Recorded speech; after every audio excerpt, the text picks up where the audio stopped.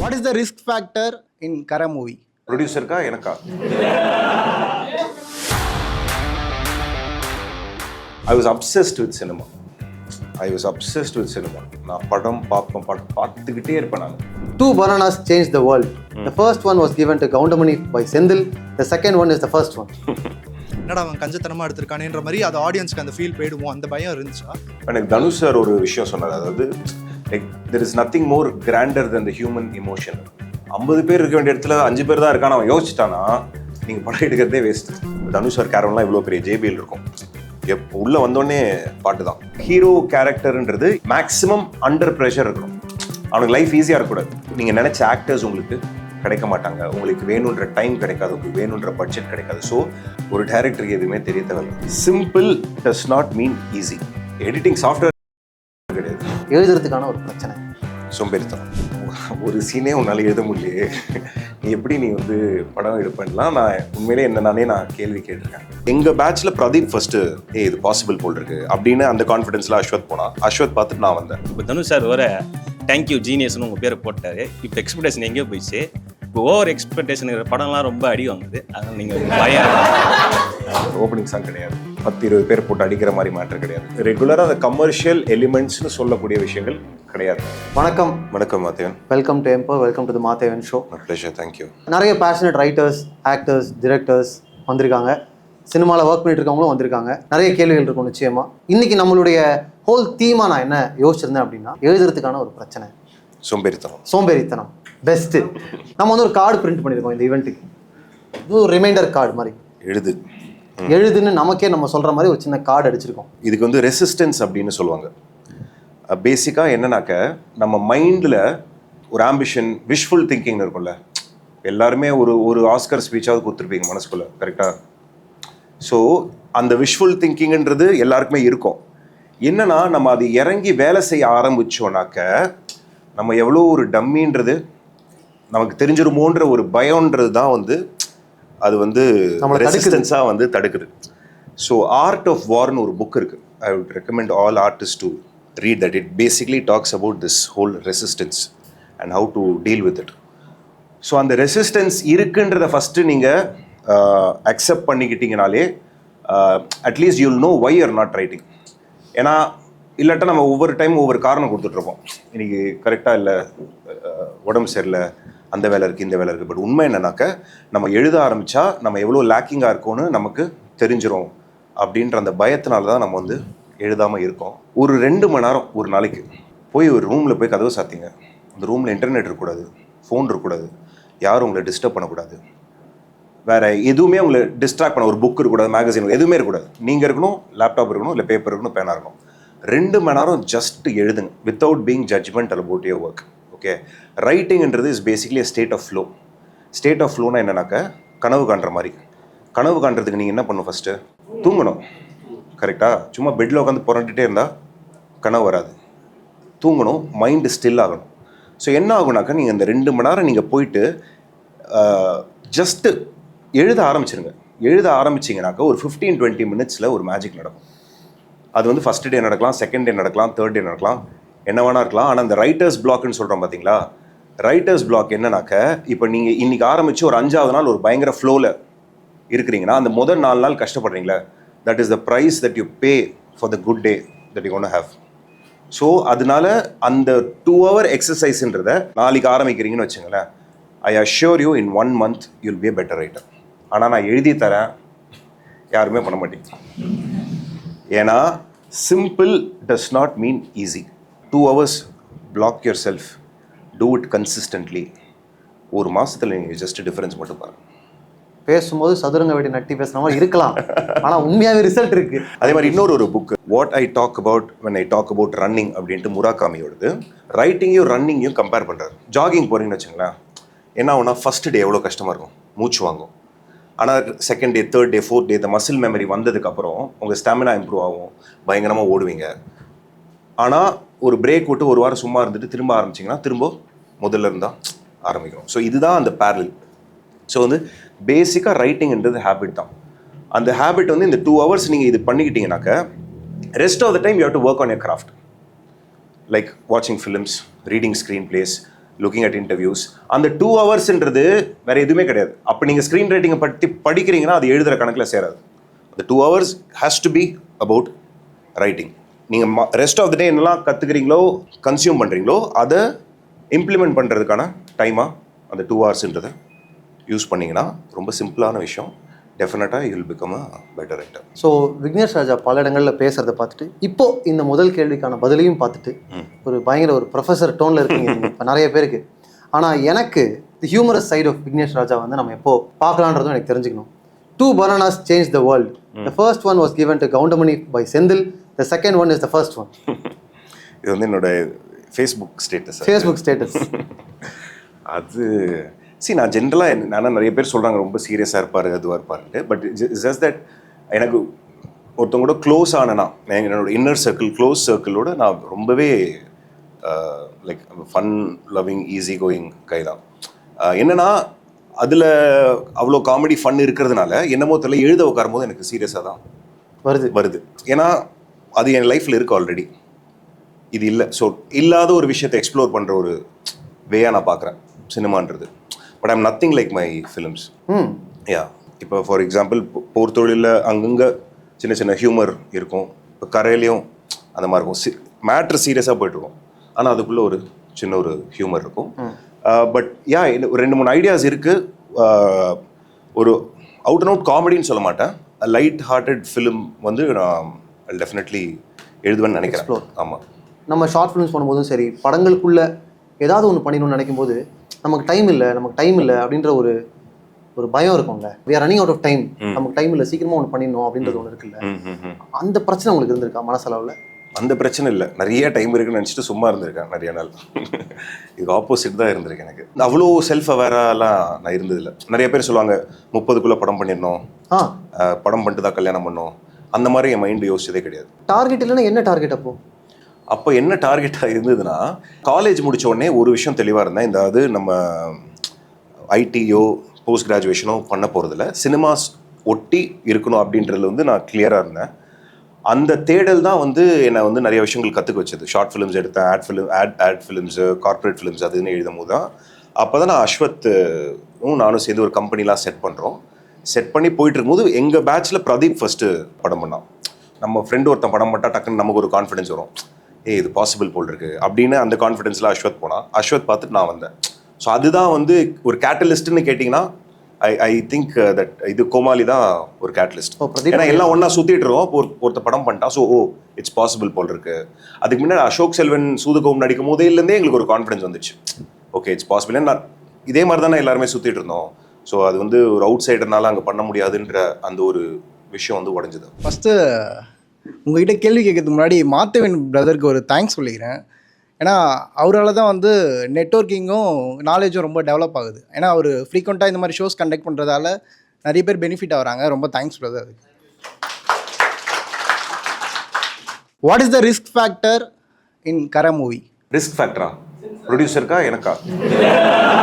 உங்களுக்கு since last year வந்து நம்மளுக்கு வீரதீர சூரன் மூவி ரிலீஸ் ஆயிருந்துச்சு. ஒரு டெப்த் ரைட்டிங் இருக்கும். அந்த டெப்த் ரைட்டிங் வந்து most of the people failed to celebrate it. உங்கள் மூவியில் அந்த ரிஸ்க் ஃபேக்டர் பற்றி சொல்ல முடியும்? எனக்கு தெரிஞ்சு எதுவும் இல்லைன்னு நினைக்கிறேன். வீரதீர சூரன் என்னன்னா, what they've done is setup இல்லாமல் ஒரு படம் எடுத்திருக்காங்க. செட்டப்னு சொல்லுவாங்க ஸ்க்ரீன் ரைட்டிங் டேர்ம்ஸில். ஒரு ஊரில் ஒருத்தர் இப்படி இருந்தாராம், அவருக்கு ஒரு பிரச்சனை அப்படின்னு கதை ஆரம்பிக்கும். வீரதீர சூரன் அந்த பிரச்சனையிலேருந்து ஆரம்பிக்குது. அந்த பிரச்சனை என்ன, அதுக்கு முன்னாடி நான் இந்த செட்டப்ன்றதை நான் லீனியராக சொல்லியிருந்தாங்க. செகண்ட் ஹாஃபில் ஒரு சின்ன ஃப்ளாஷ்பேக் மாதிரி இருக்குது, ஆனால் அது லைக் ஃபுல்லாக ஃப்ளெஷ்ட் அவுட்டாக இல்லை. It left a lot to the imagination of the audience. அந்த மாதிரி left to the imagination of ஆடியன்ஸ்ன்றது அவ்வளோ இல்லை கரையில். சின்ன சின்ன இது இருக்குது, லைக் கேப்ஸ் இருக்குது, which I am hoping the audience will get. It's not like a big gap that audience வந்து புரிஞ்சுக்கிட்டாதான் கதை புரியும் அப்படின்ற ஒரு ஸ்பேஸில் இல்லை படம். எல்லா படங்கள்லையுமே ஏதாவது ஒன்று இருக்கும், இது கனெக்ட் ஆயிடுச்சுன்னா திஸ் ஃபில்ம் வில் ஒர்க் அப்படின்னு. அப்படி ஒரு பாயிண்ட்டை பிடிச்ச பிறகு தான் நீங்கள் எழுதி அடுத்த கொண்டு போவீங்களா? அது எப்படி? ஆமாம், அது இது கனெக்ட் ஆகிடுச்சுன்னா 99% இட்ஸ் த ப்ரொட்டாகனிஸ்ட். இப்போ நீங்கள் ஹீரோ ப்ரொட்டாகனிஸ்டோட கனெக்ட் ஆகிட்டிங்கனாலே உங்களுக்கு படம் ஓரளவுக்கு ஒர்க் ஆகிடும். அதுக்கு மேலே வந்து ஸ்டேக்ஸ்னு சொல்லுவோம். அவன் கோல் என்ன, அந்த கோல் கிடைக்கலனா வாட் ஹி ஸ்டாண்ட்ஸ் டு லூஸ்ன்றது. ஸோ இது ரெண்டு தான் வந்து விஷயம். அண்ட் டெஃபினட்டாக அது வந்து அனலைஸ் பண்ணும். இந்த கதையை எடுத்துக்கிறதுக்கு முன்னாடி இந்த கதையில் லைக் இப்போ நானும் ஆல்ஃப்ரெடும் வந்து ஒரு 4-5 ரூல்ஸ் வச்சுருக்கோம். ஒரு ஐடியா வருதுனாக்க அந்த ஐடியாவை வந்து செலக்ட் பண்ணலாமா வேணாமா அப்படின்னு சொல்கிறதுக்கு. ஸோ ஃபஸ்ட்டு என்னன்னாக்க ஒரு கதைன்றது, ஒரு ஸ்டோரின்றது it has to be about change. அதாவது படத்தினுடைய ஹீரோ ஒரு சேஞ்ச் ஆகணும். அந்த சேஞ்சிலேருந்து ஆடியன்ஸ்க்கு ஒரு டேக்அவே இருக்கணும். அது ஒன் திங். செகண்ட் திங்ன்றது அந்த ஹீரோ கேரக்டர்ன்றது மேக்ஸிமம் அண்டர் ப்ரெஷர் இருக்கணும். அவனுக்கு லைஃப் ஈஸியாக இருக்கக்கூடாது, அவன் அண்டர் ப்ரெஷர் இருக்கணும். அந்த சுச்சுவேஷனை எப்படி வெளியில் வரான் அப்படின்றது. அஃப்கோர்ஸ் அந்த காஸ் அண்ட் எஃபெக்ட் அப்படின்னு சொல்லுவோம். ஒரு சீன் டு இன்னொரு சீனுக்கான லிங்கேஜ். ஸோ இந்த சீன் நடக்குதுன்னா அதனால தான் அடுத்த சீன் இருக்கணும்.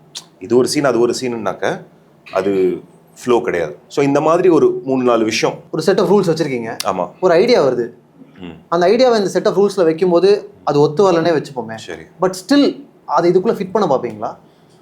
இல்லை, நான் விட்டுறேன். ஏன்னா இது வந்து நான் ஸ்ட்ராங்காக இப்போ நீங்கள் என்ன எவ்வளோ ஸ்டைலைஸ்டாக படத்தை சொல்லலாம், நான் லீனியராக சொல்லலாம், என்ன வேணால் சொல்லலாம், இந்த பேசிக்ஸ் நம்ம பண்ணுற படத்தில் இருக்கணுன்றது நான் ஸ்ட்ராங்காக ஓகே பிலீவ் பண்ணுறேன். யூ செட் 2 ஆர்டிகல்ஸ் ஒரு இன்ஸ்பிரேஷனாக இருந்தது அப்படின்னு சொல்லிட்டு, when we write a story நம்ம வந்து எந்த அளவுக்கு அந்த டேட்டாவை வந்து உள்ள இது பண்ணணும். பிகாஸ் ரொம்ப டேட்டா ட்ரிவனாகவும் இருந்துடக்கூடாது, அட் த சேம் டைம் கொஞ்சம் ரியலிசமும் இருக்கணும். அப்படின்றப்போ ஒரு சில படங்கள் இதுனா ரொம்ப டேட்டாவாக இருக்குது, ஏதோ தகவல் சொல்லிகிட்டே இருக்காங்கன்ற மாதிரி இருக்கும். ஆரல்ஸ் இதுனா ரொம்ப மெலோட்ராமாவாக ட்ராமா மாதிரி போயிட்டே இருக்குது அப்படின்வாங்க. ஸோ இதை இப்போது சின்ஸ் நீங்கள் கரால் அதை சொன்னதுனால இதை எப்படி பேலன்ஸ் பண்ணியிருக்கீங்க, அண்ட் ரைட்டிங்கில் அதை எப்படி பேலன்ஸ் பண்ணணும்? நமக்கு ஒரு தகவல் கிடச்சிருக்குன்னா அது எப்படி? இல்லை, இப்போ நீங்கள் அந்த படத்தை வந்து பேஸ்ட் ஆன் அ ட்ரூ ஸ்டோரின்னு சொல்ல போறீங்கன்னாக்க அந்த எக்ஸாஜரேஷன்ன்றது ஒரு லிமிட்டோட தான் இருக்கணும். அதாவது அந்த அந்த நீங்கள் சொல்கிற ட்ரூ ஸ்டோரியோட கோர் இருக்குல்ல, அதோட ட்ரூத்தை டிஸ்டர்ப் பண்ணாமல் நீங்கள் என்ன வேணாலும் மாடிஃபை பண்ணிக்கலாம். இப்போ நம்ம வந்து பேஸ்ட் ஆன் ட்ரூ ஸ்டோரின்னு சொல்லலை. ஸோ இந்த மாதிரி ஒன்று நடந்திருக்கு, இந்த மாதிரி இப்படி நடந்திருக்குன்னா யாருக்குனாலும் நடக்கக்கூடும் அப்படின்ற ஒரு இமேஜினேஷனில் பண்ணுற விஷயந்தான். ரெண்டாவது, அந்த டேட்டான்றது உண்மையிலேயே என்னை பொறுத்த வரைக்கும் என்னென்னா, இந்த ப்ரொகாஸ்டினேஷன் சொல்கிறோம்ல ரைட்டிங்கில், அதில் இன்னொரு ஃபார்ம் ஆஃப் ப்ரொகாஸ்டினேஷன் வந்து ரிசர்ச். கேட்டால் 6 மாதமாக ரிசர்ச் பண்ணிட்டு இருக்கேன்னு என்ன எழுதியிருக்கேன்னா ஒன்றுமே இருக்காது. ஏன்னா நம்மளை நாமே ஏமாற்றிக்கிறது, ரிசர்ச் பண்ணால் ஒரு வேலை நடந்துகிட்டு இருக்கு அப்படின்ற மாதிரி. ஸோ அதனால் ரிசர்ச் பண்ணணும், கண்டிப்பாக பண்ணணும், அந்த டீட்டெயிலிங்ன்றது பண்ணணும். But you should also be very open to throwing away all the research. இப்போ நாங்கள் போர் தொழிலெலாம் வந்து நிறையா பேசணும், இந்த ஃபோன் ரெக்கார்டிங்ஸ், அந்த ரெக்கார்டிங், இந்த ரெக்கார்டிங், அதெல்லாம் எதுக்குன்னா அந்த வேர்ல்டு நமக்கு தெரியாத வேர்ல்டுன்றனால அதை பற்றி அதெல்லாம் சப்கான்ஷியஸில் எங்கேயோ இருக்கும். நீங்கள் உட்காந்து எழுதும் போது அது சிலது வரும், வரதை மட்டும் யூஸ் பண்ணிக்கிட்டு இது நம்ம ரிசர்ச் பண்ணிட்டோம், இது பயங்கரமான ஒரு இன்ஃபர்மேஷனாக இருக்குது, இது எப்படியாவது சொருகணுமேன்னு மட்டும் சொருகவே கூடாது. உங்களுடைய அலிஜென்ஸ்ன்றது should be only to the rules of story telling, not to show how smart you are or how hard you researched. Myself Dinesh. நான் வந்து June 14 உங்கள் படத்தை வந்து பார்த்தேன். அன்றைக்கி என் தம்பி பர்த்டே வேறு. ஓகே. அதில் மெயினான இது என்னென்னா, villain Sarath Babu sir movie பார்த்துட்டு வருவார், ரெட் லைட் வச்சுருப்பீங்க, எல்லாம் செக் பண்ணி அந்த சீனில் ஃபைட்டே இல்லையே, அது சொல்லும் போது நீங்கள் அந்த லைட் மாற்றினீங்களே, அது ஒரு வேறு மாதிரி ஒரு டிஃப்ரெண்ட்டாக இருந்துச்சு ரொம்ப. எனக்கு ஆக்சுவலாக அதுலேருந்து ஒரு கொஸ்டின் இருக்கு. இப்போது சில விஷயங்களை எழுதிடலாம், சில ஐடியா வந்து ஓகே நம்மளோட ரூல்ஸ்லாம் அப்ளை பண்ணியாச்சு, இந்த ஐடியா ஒர்க் ஆகிடும், இந்த சீனும் நல்லா இருக்குது, ஏன்னா இதுக்கு முன்னாடி சீனுக்கு அது கனெக்ட் இருக்குது, இந்த சீனை நகர்த்தது எல்லாமே முடிச்சாச்சு. பட் பேப்பரில் இருக்கிறத இஃபெக்டிவாக எக்ஸிக்யூட் பண்ணுறதுன்னு ஒன்று இருக்குல்ல, கரெக்ட். அதை வந்து நீங்கள் போர் தொழிலேருந்து ஒரு எக்ஸாம்பிளோட கூட எனக்கு சொல்லுங்கள். சில ஐடியாஸ் வந்து எக்ஸிக்யூட் பண்ண முடியாமல் கூட போயிருக்கலாம். இப்போ இல்லை, இவர் சொன்ன அந்த செக் போஸ்ட் சீனே ஸ்கிரிப்டில் அது எப்படி இருந்ததுனாக்க, ரோடில் நிப்பாட்டி செக் பண்ணுவாங்களே, இப்போ நைட்லாம் ட்ரங்க் பேரிகேட் வச்சு அந்த மாதிரி இருந்த ஒரு சீன் தான். இப்போ என்னென்னா, இப்போ ஓகே எழுதியாச்சு, இப்போ நான் ஷூட் பண்ணணும், லொக்கேஷன் பார்க்கணும் போது நம்ம ஷார்ட் டிவிஷனுக்காக உட்காந்து யோசிக்கும் போது என்னன்னாக்க, அதை நான் ஸ்டேஜ் எப்படி பண்ணலாம் அப்படின்னு பண்ணும்போது எலிமெண்ட்ஸ் வந்து எனக்கு மிஸ் ஆகுது. எலிமெண்ட்ஸ்னால் எப்படின்னாக்க, இப்போது நான் ஒரு விஷயத்தை ஒரு சீனை கன்சீவ் பண்ணுறேனாக்க, இப்போ நான் என்ன யோசிப்பேனாக்க, ஓகே இந்த சீனோட க்ரக்ஸ் என்ன, இந்த சீனோட க்ரக்ஸ் வந்து என்னன்னாக்க, அங்கே பின்னாடி ஒருத்தர் போலீஸ் இருக்கார், அவர் வந்து ஃபோனில் பேசுகிறார் இவர்கிட்ட, இவர் வந்து உண்மையிலே அந்த சினிமாவுக்கு போனாரா இல்லையா அப்படின்றத கேட்டு தெரிஞ்சுக்கணும் அப்படின்றது தான் விஷயம். ஓகே. இப்போ எனக்கு என்னன்னாக்க, இது வந்து ஒரு சாதாரண பேரிகேட்டில் வரும்போது எனக்கு விஷுவலாகவே எனக்கு அது எக்ஸைட்டிங்காகவே இல்லை. ஸோ இது வேறு என்ன பண்ணுறது ஃபஸ்ட் நான் என்ன யோசிச்சேன், மழை பெய்கிற மாதிரி வச்சிடலாம், மழை பெய்யறமாச்சு அது ஒரு ஒரு சின்ன ஒரு சும்மா layer tension, சும்மா tension. ஒரு டென்ஷன் கிரியேட் பண்ணுவோம். இடி இருக்கும், அது இருக்கும், இது இருக்கும்ட்டு அது அப்படிதான் பண்ண போறோம்னு நினச்சி நான் போயிட்டு இருக்கேன். அப்போ நான் ரெக்கி போகும்போது இந்த மாதிரி ஒரு ரயில்வே கிராசிங்கில் நின்றுட்டு இருக்கோம் திருச்சியில். ரெக்கி போடும்போது கேட் போட்டாங்க. அப்போ வந்து எனக்கு அந்த ட்ரெயின் பாஸ் ஆகும்போது ஸ்ட்ரைக் ஆச்சு, இந்த மாதிரி ஒரு செட்டிங்காக பண்ணால் எப்படி இருக்கும் அப்படின்ட்டு. ஸோ இதெல்லாம் வந்து ஆஸ் எ டைரக்டராக நீங்கள் எழுதி முடிச்சிட்டீங்க, படம் பண்ணலான்னு இறங்கினதுக்கப்புறம் இட்ஸ் அபவுட் பீங் ஓப்பன். எழுதி முடிச்சிட்டோம், வேலை முடிஞ்சதுன்னு இல்லாமல் உங்களுக்கு சுற்றி என்ன நடக்குது அப்படின்றத கவனிக்கிறது, படத்தை பற்றியே 24/7 யோசிச்சுட்டு இருக்கிறது.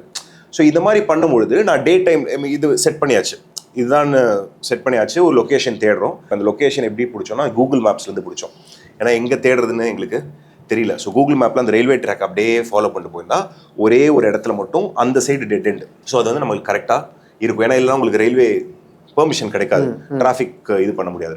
ஸோ அந்த மாதிரி பண்ணியாச்சு. டே டைமில் போகிறோம், ஷார்ட் டிவிஷன்லாம் பண்ணியாச்சு. நைட்டு போகிறோம். நைட்டு தான் நான் அந்த லைட்டை கவனிக்கிறேன், நீங்கள் சொன்ன ரெட்டு க்ரீனு.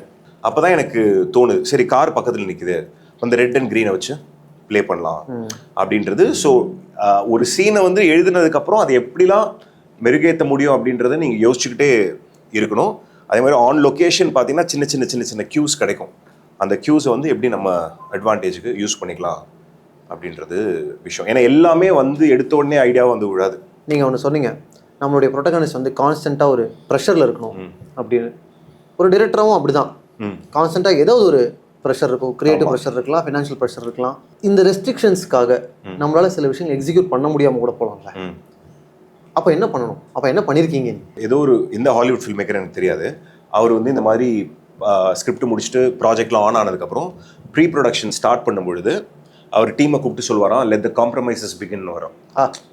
நீங்கள் எவ்வளோ பெரிய டைரக்டராக இருந்தாலும் காம்ப்ரமைஸ் பண்ணாமல் உங்களால் எடுக்க முடியாது. ஏன்னா நீங்கள் சின்ன சின்ன விஷயம் நீங்கள் யோசிச்ச மாதிரி லொக்கேஷன் உங்களுக்கு கிடைக்காது, நீங்கள் நினச்ச ஆக்டர்ஸ் உங்களுக்கு கிடைக்க மாட்டாங்க, உங்களுக்கு வேணுன்ற டைம் கிடைக்காது, உங்களுக்கு வேணுன்ற பட்ஜெட் கிடைக்காது. ஸோ அது வந்து ஒரு கான்ஸ்டன்ட். அது வந்து it's not a issue that you have to tackle, it is something that you live with. So ஒரு டைரக்டர்னு வந்துட்டா இது வந்து கம்பல்சரியாக built in to the profession தான். பட் என்னன்னா நான் என்ன யோசிப்பேன்னா, இந்த மாதிரி இடங்கள்ல நான் கொஞ்சம் ஸ்பிரிச்சுவலாக யோசிப்பேன். சின்சியராக ஹார்ட் ஒர்க்கிங்காக இருந்தால் அந்த சினிமா கடவுள் வந்து இதெல்லாம் வந்து கரெக்டாக அமைச்சு கொடுப்பாங்க அப்படின்னு. இப்போ இந்த ஒரு ஆர்டிஸ்ட் நம்ம நினச்சிக்கிட்டே இருப்போம், இவர் மட்டும் கிடச்சிட்டாருன்னா செம்மன்ட்டு. பட் அவர் இல்லாமல் இன்னொருத்தர் வருவார். 2 நாள் ஷூட் முடிச்சதுக்கப்புறம் யோசிப்பீங்க, நல்ல வேலை இவர் வந்தாருன்னு. அந்த மாதிரி நிறையா நடக்கும். ஆனால் இது எப்போ நடக்கும்னா உள்ளே இறங்கி வேலை செய்ய ஆரம்பிக்கும் போது தான் நடக்கும். You have to enable these happy accidents. That is possible only when you take action. நீங்கள் வந்து சூப்பராக பேசுகிறீங்க, நல்லா எக்ஸ்பிளைன் பண்ணுறீங்க. இது உங்களுக்கு ஹெல்ப் பண்ணியிருக்கா நரேஷன்ஸில்? நிச்சயமாக. ஏன்னா ஒரு டைரக்டரோட முக்கியமான விஷயம் ஆக்சுவலாக நீங்கள் யோசிச்சு பார்த்தீங்கன்னா, ஒரு டைரக்டருக்கு எதுவுமே தெரிய தேவையில்ல. கரெக்டாக வேலை வாங்க தெரியும், ஓபி அதுதான் சொல்கிறேன். அதை தவிர வேறு எதுவுமே தெரிய தேவையில்லை. நீங்கள் டெக்னிக்கலாக ஒரு ரைட்டரை ஹையர் பண்ணுறீங்கன்னு வச்சுக்கோங்களேன், அவர் கதையை கொடுத்துருவாரு, கேமராமேன் எடுக்க போகிறாரு, ஆக்டர்ஸ் நடிக்க போகிறாங்க, ஆர்ட் டைரக்டர் செட்டு போட போகிறாங்க, எல்லாம் அவங்க வேலையை பண்ணிடுவாங்க. நம்ம அப்படி நின்றுட்டு அதை பண்ணி இதை பண்ணி இதை எடுத்து வை, அதை இங்கே எடுத்து வை அப்படின்னு சொல்கிறது தான் விஷயம். ஸோ ஒரு முக்கியமான qualification for a director is to how do you articulate what's inside your head. That, and also you have to be aware that you are working with very creative people, and creative people are usually very sensitive. The highest form of intelligence is to know what to say, when to say it, where to say it, how to say it. அந்த இடம் பொருள் ஏவல்னுவாங்களே, அந்த heat of the மூமெண்ட்டில் நீங்கள் எப்படி ஒரு விஷயத்த சொல்கிறீங்கன்றதெல்லாம் it goes a long way. So அதனால் ஆஸ் எ டைரக்டராக இட் டெஃபினெட்லி ஹெல்ப்ஸ். அது எங்கேருந்து வருதுன்னா, confidence comes from preparation. when you're prepared you'll automatically become confident and people can read your confidence. So நீங்கள் வந்துட்டு போய் ஒரு விஷயத்த சொல்லும்போது அந்த உங்கள் டீம் மெம்பர்ஸு ஓகே இவனை நம்பி நான் ஒரு வேலை செஞ்சேன், அந்த வேலையை வேஸ்ட் பண்ண மாட்டான்ற அந்த ஒரு ட்ரஸ்ட்டை மட்டும் நீங்கள் சம்பாதிச்சிட்டிங்கனாலே ஒரு பாதி வேலை உங்களுக்கு ஒவ்வொரு டைரக்டராக. ஒரு ரீசெண்டாக 2 days முன்னாடி போர் தொழில் பார்த்தேன்.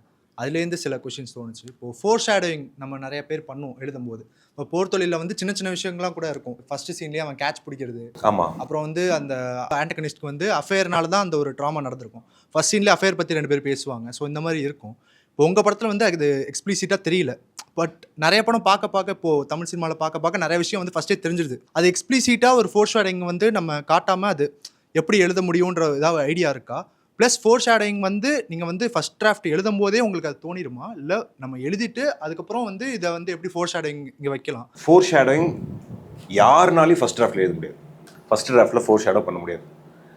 ரிவர்ஸ் இன்ஜினியரிங்கில் தான் உங்களால் ஃபோர் ஷேடோ பண்ண முடியும். செகண்ட், எப்படி அதை மறைக்கிறது? ஒரு சீன் நடக்குதுன்னா அந்த சீனுக்குள்ளே இருக்கிற ஒரு ஆர்கானிக் விஷயமா அந்த ஃபோர் ஷேடோ இல்லைன்னா ஆடியன்ஸு க்ளீனாக கண்டுபிடிச்சிடும்.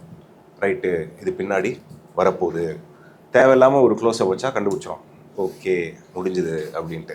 ஸோ இது எப்படின்னா இது ஒரு கிராஃப்ட் தான், இது ஒரு ஸ்கில் தான் that you have to develop. இப்போ போர்த்தொழில் அந்த மெக்கானிக் ஷாப்பில் தான் அசோக் செல்வன் வந்து அந்த கார் ரிவர்ஸ் டோனை ஃபஸ்ட் டைம் கேட்பான்.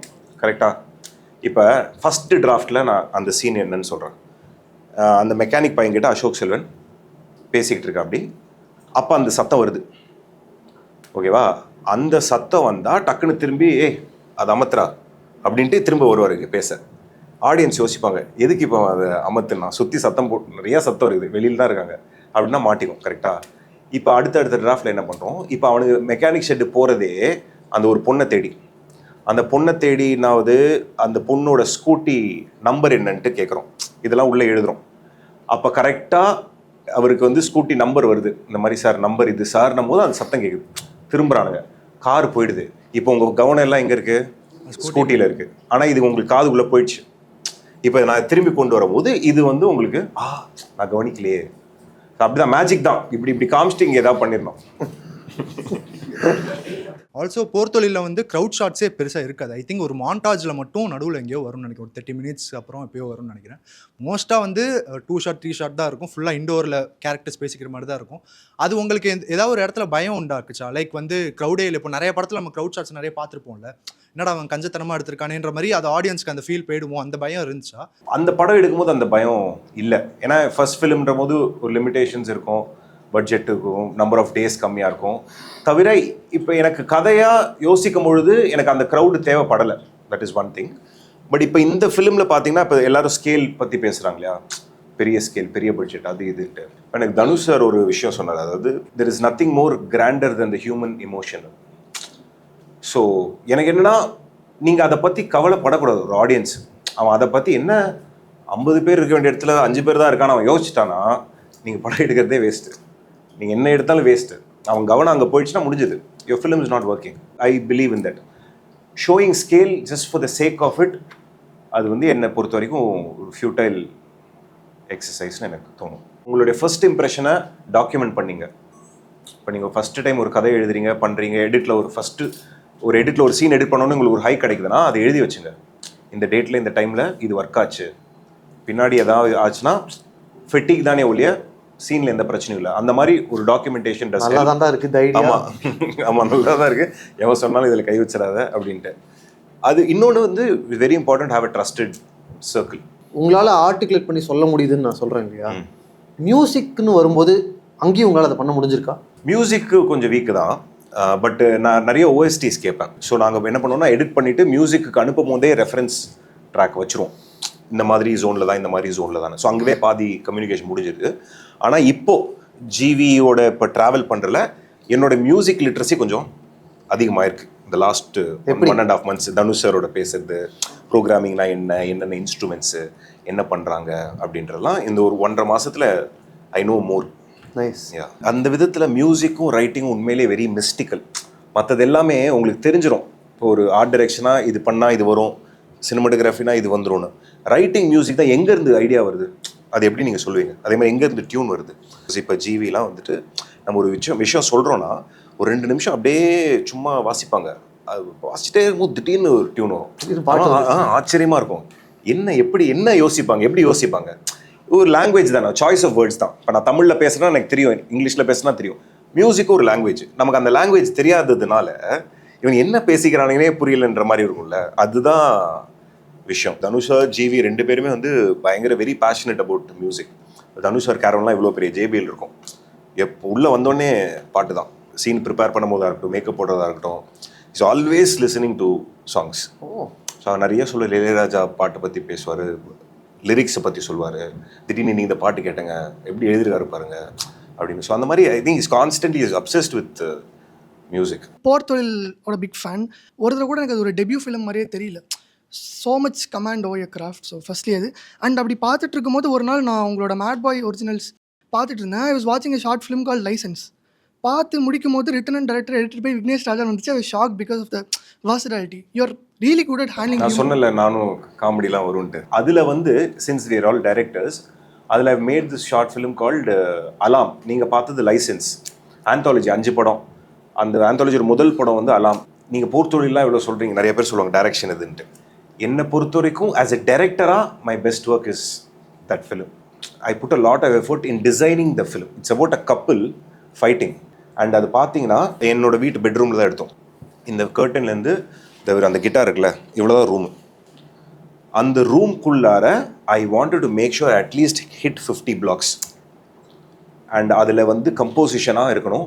அந்த கதையோட அந்த ரிலேஷன்ஷிப் டைனமிக்ஸ் இருக்குல்ல, அதுக்கேற்ற மாதிரி ஷார்ட் டிவிஷன் இருக்கணும், நெகட்டிவ் ஸ்பேசிங் இருக்கணும், எங்கே 2 ஷாட் போகணும், எங்கே சோலோ போகணும், எங்கே ஓடிஎஸ் போகணும், எங்கே லோ ஆங்கிள் போகணும்னு very very specifically designed short film அது. இப்போது அந்த ரிலேஷன்ஷிப் டைனமிக்ஸ் ஆர் அந்த மூடுக்கு தகுந்த மாதிரி ஒரு ஷார்ட் இருக்கணும்னு கரெக்ட்.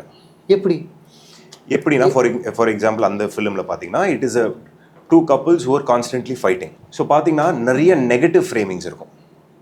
இப்போ இவங்க 2 பேர் இருக்காங்கன்னா the conventional frame is to do them here. Okay, நான் என்ன பண்ணிப்பேன், இப்படி ஃப்ரேம் பண்ணியிருப்பேன். ஸோ இவங்க 2 தலை இங்கே இருக்கும், இங்கே எம்டியாக இருக்கும். ஸோ அந்த மாதிரி ப்ளே பண்ணிவிட்டு ஃபைனலாக அவங்க ரீகன்சைல் ஆகும்போது பார்த்தீங்கன்னா அந்த பேலன்ஸ் ஃப்ரேம் பேலன்ஸ் வந்து ரெஸ்டோர் ஆகிடும். Image size, position of camera, இது வந்து template rules. Okay, but you understand the rules and you break it. ஏன்னா அந்த படத்துக்குள்ளே நீங்கள் இதுதான் லாங்குவேஜ்னு செட் பண்ணிட்டீங்கன்னா ஆடியன்ஸ் வந்து அதை கரெக்டாக சப்கான்ஷியஸாக பர்சீவ் பண்ணுற விஷயம் தான். இது வந்து எதுவுமே இல்லை. இப்போ நாங்கள் 2 பேரும் கான்வர்ஸ் பண்ணிட்டு இருக்கோம் இதுனாக்க, இப்போ if you are dominating obviously உங்களுக்கு இமேஜ் சைஸ் வந்து அதிகமாக இருக்கணும், லார்ஜராக இருக்கணும். இது கொஞ்சம் யூனோ பவர் இதுவாக இருக்கும், இதுனா சப்மிசிவாக இருக்கும். Low angles R more powerful, high angles R submissive. இது நிறைய படங்களில் வந்து தான். இப்போ நான் ரீசெண்டாக அஸ்வத் கூட பேசியிருக்கும் போது டிராகன் இன்டர்வல் பிளாக்ல ஜெங்கா ஆடிட்டு இருப்பார்ல, ஒரு மிஷ்கின் நோ பற்றி, அதுலலாம் அந்த பவர் டைனமிக்ஸ் க்ளீனாக உங்களுக்கு தெரியும். He'll be sitting, he'll be standing. Simple விஷயங்கள் தான். உங்கள் படம் ஃபுல்லாக உங்களால் இது பண்ண முடியாது. உங்கள் படத்தில் உங்கள் ஸ்கிரிப்டில் அங்கங்கே ஆப்பர்ச்சுனிட்டிஸ் இருக்கும். அந்த ஆப்பர்ச்சுனிட்டிஸை நீங்கள் ஸ்பாட் பண்ணணும். அங்கே தான் நீங்கள் உங்கள் டேரக்டராக, ஏன்னா about 50% is straight forward direction தான். நான் பாரு எங்கே கேமரா தூக்கி வைக்கிறேன்னா சில இடங்களில் சிம்பிளாக தான் ஷூட் பண்ணணும். எங்கே இந்த விஷயத்தை யூஸ் பண்ணி ஆடியன்ஸு எக்ஸ்பீரியன்ஸை அவங்களுக்கே தெரியாமல் என்ஹான்ஸ் பண்ணுறதுன்றது இல்லையா. ஸோ அதெல்லாம் வந்து நீங்கள் ஸ்கிரிப்டை படித்து you have to identify where you can use or exercise these tricks that you have. So அந்த ஷார்ட் ஃபிலிம் பார்த்ததுக்கப்புறமா தான் எனக்கு ஏன் போர் தொழில் ரொம்ப பிடிக்குதுன்றதே நான் ரியலைஸ் பண்ணேன். அதில் வந்து லைக் சாரி இன்னொன்று சொல்லிடுறேன். அந்த 2 ஷார்ட் ஃபிலிம். ஸோ பேசிக்காக கோவிட் நான் போர் தொழில் சைன் பண்ணிட்டேன். ஓகேவா, சைன் பண்ணி 1 வாரத்தில் லாக்டவுன் ஆயிடுச்சு. என்னோடய ப்ரொடியூசர்லாம் என்ன சொல்லிட்டாங்க, எப்பா எனக்கு தெரியல தேட்டர்லாம் எப்போ திறப்பாங்கன்ட்டு, நீ இதை மட்டும் நம்பி இருக்காத, வேறு எதாவது பாரு அப்படின்ட்டு சொல்லிவிட்டு நான் வேறு ஸ்கிரிப்ட் எழுத ஆரம்பித்தேன். அந்த எழுத ஆரம்பிச்ச ஸ்கிரிப்ட் தான் இப்போ இன்னொரு 3 monthஸில் அசோக் செல்வன் நடிக்கிறாரு, being directed by another director. So இது பண்ணிட்டு இருக்கும்போது என்னோடய ஃப்ரெண்டு ஸ்ரீ கார்த்திக், ஒகே ஜீவிதம் கனம் படத்துடைய டைரக்டர், அவங்க வந்து சொன்னாங்க, எல்லாமே ஃப்ரஸ்ட்ரேட்டடாக இருந்தோம், என்னடா ஒன்றுமே வேலையை பார்க்கல 1 வருஷமாக, ஏதாவது பண்ணலாமே அப்படின்னு சொல்லிட்டு தான் நாங்கள் வந்து காசே இல்லாமல் கோவிடில் லாக்டவுனில் இந்த ஆந்தாலஜி பண்ணலான்னு. ஸோ கோவிடில் ரெஸ்ட்ரிக்ஷன்ஸ் இருக்குது. ஸோ ஆப்வியஸாக என்னன்னாக்க லொக்கேஷன்ஸ் இருக்காது. So what we thought will do 5 short films. 5 short films happen one location only, all the 5. ஏன்னா you can't travel and maximum அது யாராவது தெரிஞ்சவங்க வீடு இல்லை நம்ம வீடு அப்படின்ற ஒரு இதில் தான் இந்த I hate you I love you start ஆகுது. ஸோ அதில் நான் இந்த 2 படம் பண்ணுறேன்னு சொன்னேன். So one thing I took it upon myself as a challenge. இப்போ இதெல்லாம் இப்போ நான் யோசிச்சு பார்க்கும்போது நான் பண்ண தப்பு. ஃபர்ஸ்ட் நான் முடியாதுன்ட்டேன். ஏன்னா என் மைண்டில் நான் சைன் பண்ணிட்டேன், திரும்ப ஷார்ட் ஃபிலிம் எப்படி அப்படின்ற மாதிரி, அதெல்லாம் தப்பு. ஆனால் என்ன பண்ணுறதுன்னு தெரியல. சரி, அப்போ நம்ம ஆல்ரெடி ஷார்ட் ஃபிலிம்ஸ் பண்ணியிருக்கோம், அப்போ நீ பண்ணாதது ஏதாவது பண்ணணும். நீ ஒரு ஷூட் பண்ணி ரொம்ப நாள் ஆகுது, டு சேலஞ்ச் யுவர் செல்ஃப் அப்படின்ட்டு தான் நான் இந்த 2 கதை சூஸ் பண்ணேன். ஒன் இஸ் இந்த சின்ன இடத்துல, இப்போ நீங்கள் எதுவுமே அந்த படம் பார்த்துட்டு என் ரூமுக்கு வந்தீங்கன்னா இந்த ரூமில் எப்படிங்க எடுத்தீங்கன்னு தான் கேட்பீங்க. அது நான் ஒரு சேலஞ்சாக எடுத்தேன். 2வது சேலஞ்ச் இந்த licence. So licence is basically about a couple driving a car. Wife வந்து மேப் பார்த்து டைரக்ஷன் சொல்கிறோம், அந்த இந்த மேன்ஸ்பிளைனிங் பற்றின ஒரு மேட்ரு. இப்போ நமக்கு பட்ஜெட் கிடையாது. ஸோ டபுள் கேமரா இருந்துதான்னு கூட எனக்கு தெரில. வயர்லெஸ் மானிட்டர்ஸ் கிடையாது, நான் மானிட்டர் பண்ண முடியாது. ஓகே, நான் இது ஏன் எடுத்துக்கிட்டேனாக்க, ஸோ என்ன பண்ணுவோம்னா இந்த ரிஹர்சல் பண்ணிவிடும், ஆக்டர்ஸ் எல்லாம் சேர்ந்து ரிஹர்சல் பண்ணிவிடும், கேமராஸை மவுண்ட் பண்ணிவிடுவோம். மவுண்ட் பண்ணிவிட்டு இப்போ இந்த மாதிரி ஒரு பெரிய ஒரு அவென்யூ இருக்குன்னு வச்சுங்களேன். நான் எல்லாமே சொல்லிட்டு ஆக்ஷன் சொல்லிட்டு நான் போய் ஒரு மரத்தடியில் உட்காந்துரும். இவங்க போயிட்டு நடிச்சுட்டு திரும்ப கொண்டு வருவாங்க. ஓகேவா? இப்போ எனக்கு ப்ளேபேக் பார்க்க டைம் கிடையாது, ஒரு நாள் தான். ஸோ நான் ப்ரீஃப் கொடுத்து ரெண்டு டேக்காக எடுத்துருவேன். அந்த படம் லைசன்ஸ்ன்றது 100% I directed the actors on the edit table by picking and choosing their tax.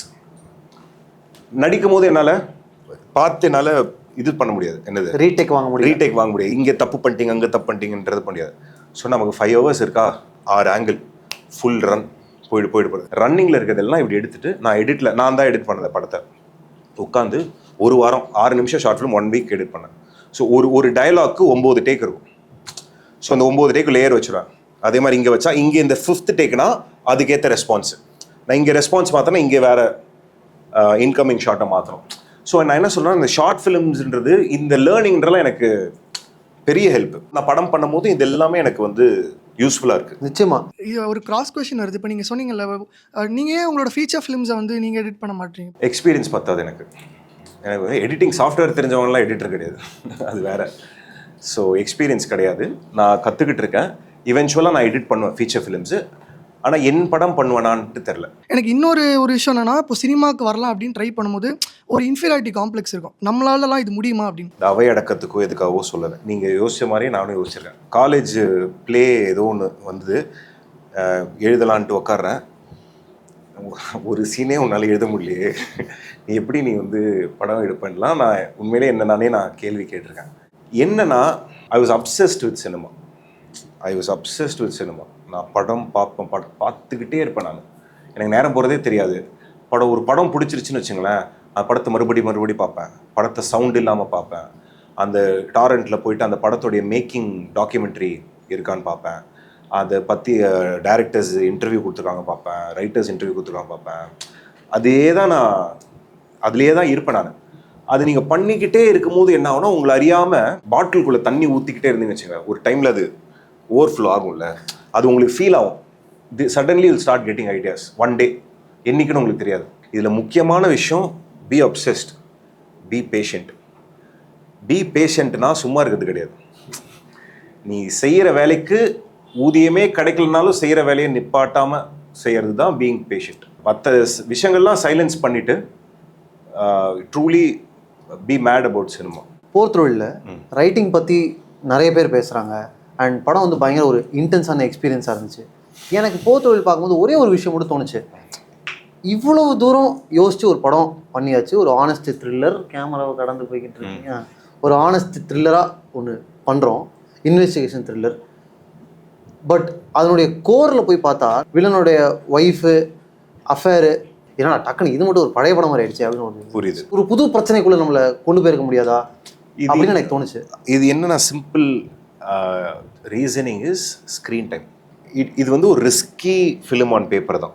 Okay, இப்போ என்னன்னா சிம்பிள், இந்த கதை வந்து ஒரு சப்ஜெக்டிவாக சொல்ல போகிறோம். அதாவது சப்ஜெக்டிவ்னா சிம்பிள், ஹீரோக்கு என்ன தெரியுமோ அது மட்டும்தான் ஆடியன்ஸ்க்கு தெரியும். நீங்கள் அந்த படம் எடுத்தீங்கன்னாக்க ஹீரோ என்ன கேட்குறான், என்ன பார்க்குறானோ அதை மட்டும்தான் உங்களால் பார்க்க முடியும். இந்த பாயிண்ட் ஆஃப் வியூ பிரேக் பண்ணி வெளியிலேருந்து எந்த சீனுமே கிடையாது, எக்ஸப்ட் ஃபார் த ஃபஸ்ட்டு, அது ப்ரோலாக், அது கதைக்கு வெளியே. ஓகேவா? அண்ட் திஸ் சீன் வேற, அந்த கில்லரோட வீட்டுக்குள்ளே அவன் ஹாலுசினேட் பண்ணுறான்ற ஒரு சீன் இருக்கு இல்லையா, இந்த ஒரு சீன் மட்டும்தான் அவுட் ஆஃப் இது. ஒரு பாயிண்ட்ல அதுவே வேணான்னு யோசிச்சாங்க. ஆனால் எங்களுக்கு பயம் ஆயிடுச்சு, காரணமே வேணான்னு. அதான் இவனுக்கு வருவானுங்க, பார்ப்பானுங்க, இதை வச்சு they'll piece it together. காரணம் தெரிய தேவையில்ல, அவன் என்ஜிஓவில் வேலை பார்க்குறன்ற இன்ஃபர்மேஷன் மட்டும் உங்களுக்கு கிடைச்சா போதும் அப்படின்ற மாதிரி இருந்தா. ஆனால் அது டூ மச் ஆஃப் ரிஸ்காக இருக்கும் அப்படின்றதுனால இந்த சப்ஜெக்டிவ் ரூட்டில் போனோம். இப்போ என்னன்னா, இப்படி சப்ஜெக்டிவ் ரூட்டில் போகும்போது ஒரு ரெட் ஹேரிங்கை பேஸ் பண்ணி தான் இந்த ஸ்க்ரீன் ப்ளே பண்ண போகிறது டிசைட் பண்ணியாச்சு. அந்த சரத் பாபு கேரக்டர்.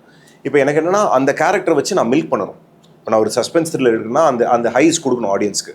அதே மாதிரி 2 hour 20 minute 2.5 hours கதையை சொல்லணும் போது I had very limited time to tell this guy story. அவன் ஏன் இதை பண்ணுறான்னு. ஸோ அதில் உருட்டி பார்த்தம்போது அங்கே இடத்துல நம்ம காம்ப்ளிகேட் பண்ணிக்க வேண்டாம். ஏன்னா கென்னடியோட ஃப்ளாஷ்பேக் நம்ம காம்ப்ளிகேட்டடாக பண்ணுறோம். Is not killing out of getting driving pleasure of the killings, but இதனால எங்கள் அப்பா அப்படின்ற மாதிரி ஒரு ட்விஸ்டட் ஆங்கிள் தொட்டு அதுக்குள்ளே டெப்த்தில் போயிட்டோம். இப்போ இங்கே இவ்வளோ தான் டைம் இருக்குமோ, இந்த டைமில் டக்குன்னு சொன்னால் ஈஸியாக லைக் ரிலேட் பண்ணிக்கக்கூடிய ஒரு கான்ஃப்ளிக்டாக சொசைட்டல் கான்ஃப்ளிக்டாக இருக்கணும் அப்படின்ற எடுத்து தான் அது வச்சது. It is not the first idea. We had several ideas, we kept trying and finally என்ன சொல்கிறது செட்டில்டு saying that ஓகே இது இந்த இடத்துல ஒரு சீனில் சொல்லணும்னா இதுதான் பவர்ஃபுல்லாக இருக்கும் அப்படின்னு டிசைட் பண்ணேன். அது என்னன்னா சில சமயம் இங்கிலீஷில் சொல்லுவாங்க you will paint yourself into கார்னர்னுவாங்க. யூனோ இப்போ நீங்கள் ஃப்ளோர் பெயிண்ட் பண்ணிட்டு இருக்கீங்கன்னா அங்கே போய் முடிச்சுட்டா அதுக்கப்புறம் மாட்டிப்போம். அதே மாதிரி ஸ்க்ரீன் ரைட்டிங்கில் ஆரம்பத்தில் ஃபஸ்ட்டு சீனில் உங்களுக்கு 1000 ஆப்ஷன் இருக்கும், கிளைமேக்ஸில் 2 ஆப்ஷன் தான் இருக்கும். ஏன்னா நீங்கள் அந்த ரூட்டை நீங்கள் போட்டுக்கிறீங்க. ஸோ அது ஒரு காரணம் தான். ஒரு ரைட்டராக வந்து கன்சிஸ்டண்ட்டாக எழுதணும் அப்படின்ற மாதிரி சொல்லியிருந்தீங்க. அப்படி ஒரு கன்சிஸ்டன்சியை மெயின்டைன் பண்ணிட்டு இருக்கும்போது திடீர்னு ஒரு 10-15 நாள் வந்துட்டு மனசு வந்து ரொம்ப நம்பாக மாறிடுது, எதுவுமே எழுத முடியல. ஒன்லைனர் தோணுது, பட் ஆனால் அது வந்துட்டு ஒரு முழு உருவம் வந்துட்டு அதுக்கு கொடுக்க முடியல. அந்த மாதிரியான நாட்களில் வந்துட்டு வாசித்தாலுமே அந்த வாசிக்கக்கூடிய உலகத்தை வந்துட்டு நம்மளால் அதுக்குள்ளே ட்ராவல் பண்ண முடியுது, அதை நம்மளால் உள்வாங்கிக்க முடியுது. அப்படி இருந்தாலுமே எழுத்து வந்துட்டு நமக்கு வரமாட்டேங்குது. ஸோ அந்த மாதிரியான நாட்களில் எப்படி கன்சிஸ்டன்சியை மெயின்டைன் பண்ணுறது, அப்படியே அதை மீறி ஓவர் கம் பண்ணி எழுதினாலுமே அது எனக்கே சாட்டிஸ்ஃபைடாக இருக்க மாட்டேங்குது. ஸோ அந்த மாதிரி நாட்களில் நீங்கள் எப்படி கையாளுறீங்க? ஜிம்முக்கு போகிற மாதிரி தான். காலைல போய் ஜிம்முக்கு போனால் திடீர்னு தோணாது, அப்படியே போகணுமான்னு இருக்கும். ஆனால் அந்த நாட்களும் நீங்கள் போய் பண்ணிக்கிட்டே இருந்தீங்கனாக்க பிஃபோர் யூனோ அந்த டைடு வந்து மாறும். இல்லைனா என்ன ஆகும்னா அப்படியே போகும், அப்புறம் அது ஒரு குற்ற உணர்ச்சியாக மாறும், டிப்ரெஷனாக மாறும். அப்புறம் யாராவது ஏதாவது சொல்லுவாங்க, அப்புறம் திடீர்னு ஒரு ரோஷம் வரும். இது அப்படியும் போகலாம், இப்படியும் போகலாம். பட் என்னோட எக்ஸ்பீரியன்ஸில் நீங்கள் எழுதிக்கிட்டே இருக்கிறது தான் ஒரே வழி. அதாவது எப்படின்னா நீங்கள் அந்த ஸ்டில் ஆகும்போது இதெல்லாம் நமக்கு ஞாபகம் இருக்கான்ற மாதிரியான விஷயம்லாம் உங்களுக்கு ஞாபகத்துக்கு வரும். உங்களுக்கு 5th ஸ்டாண்டர்டில் நடந்தது, 3rd ஸ்டாண்டர்ட் நடந்தது, யாரோ ஒருத்தர் என்னைக்கோ சொன்ன விஷயம் எல்லாமே உங்களுக்கு ஞாபகத்துக்கு வரும். You'll be surprised about the kind of information that your subconscious has stored.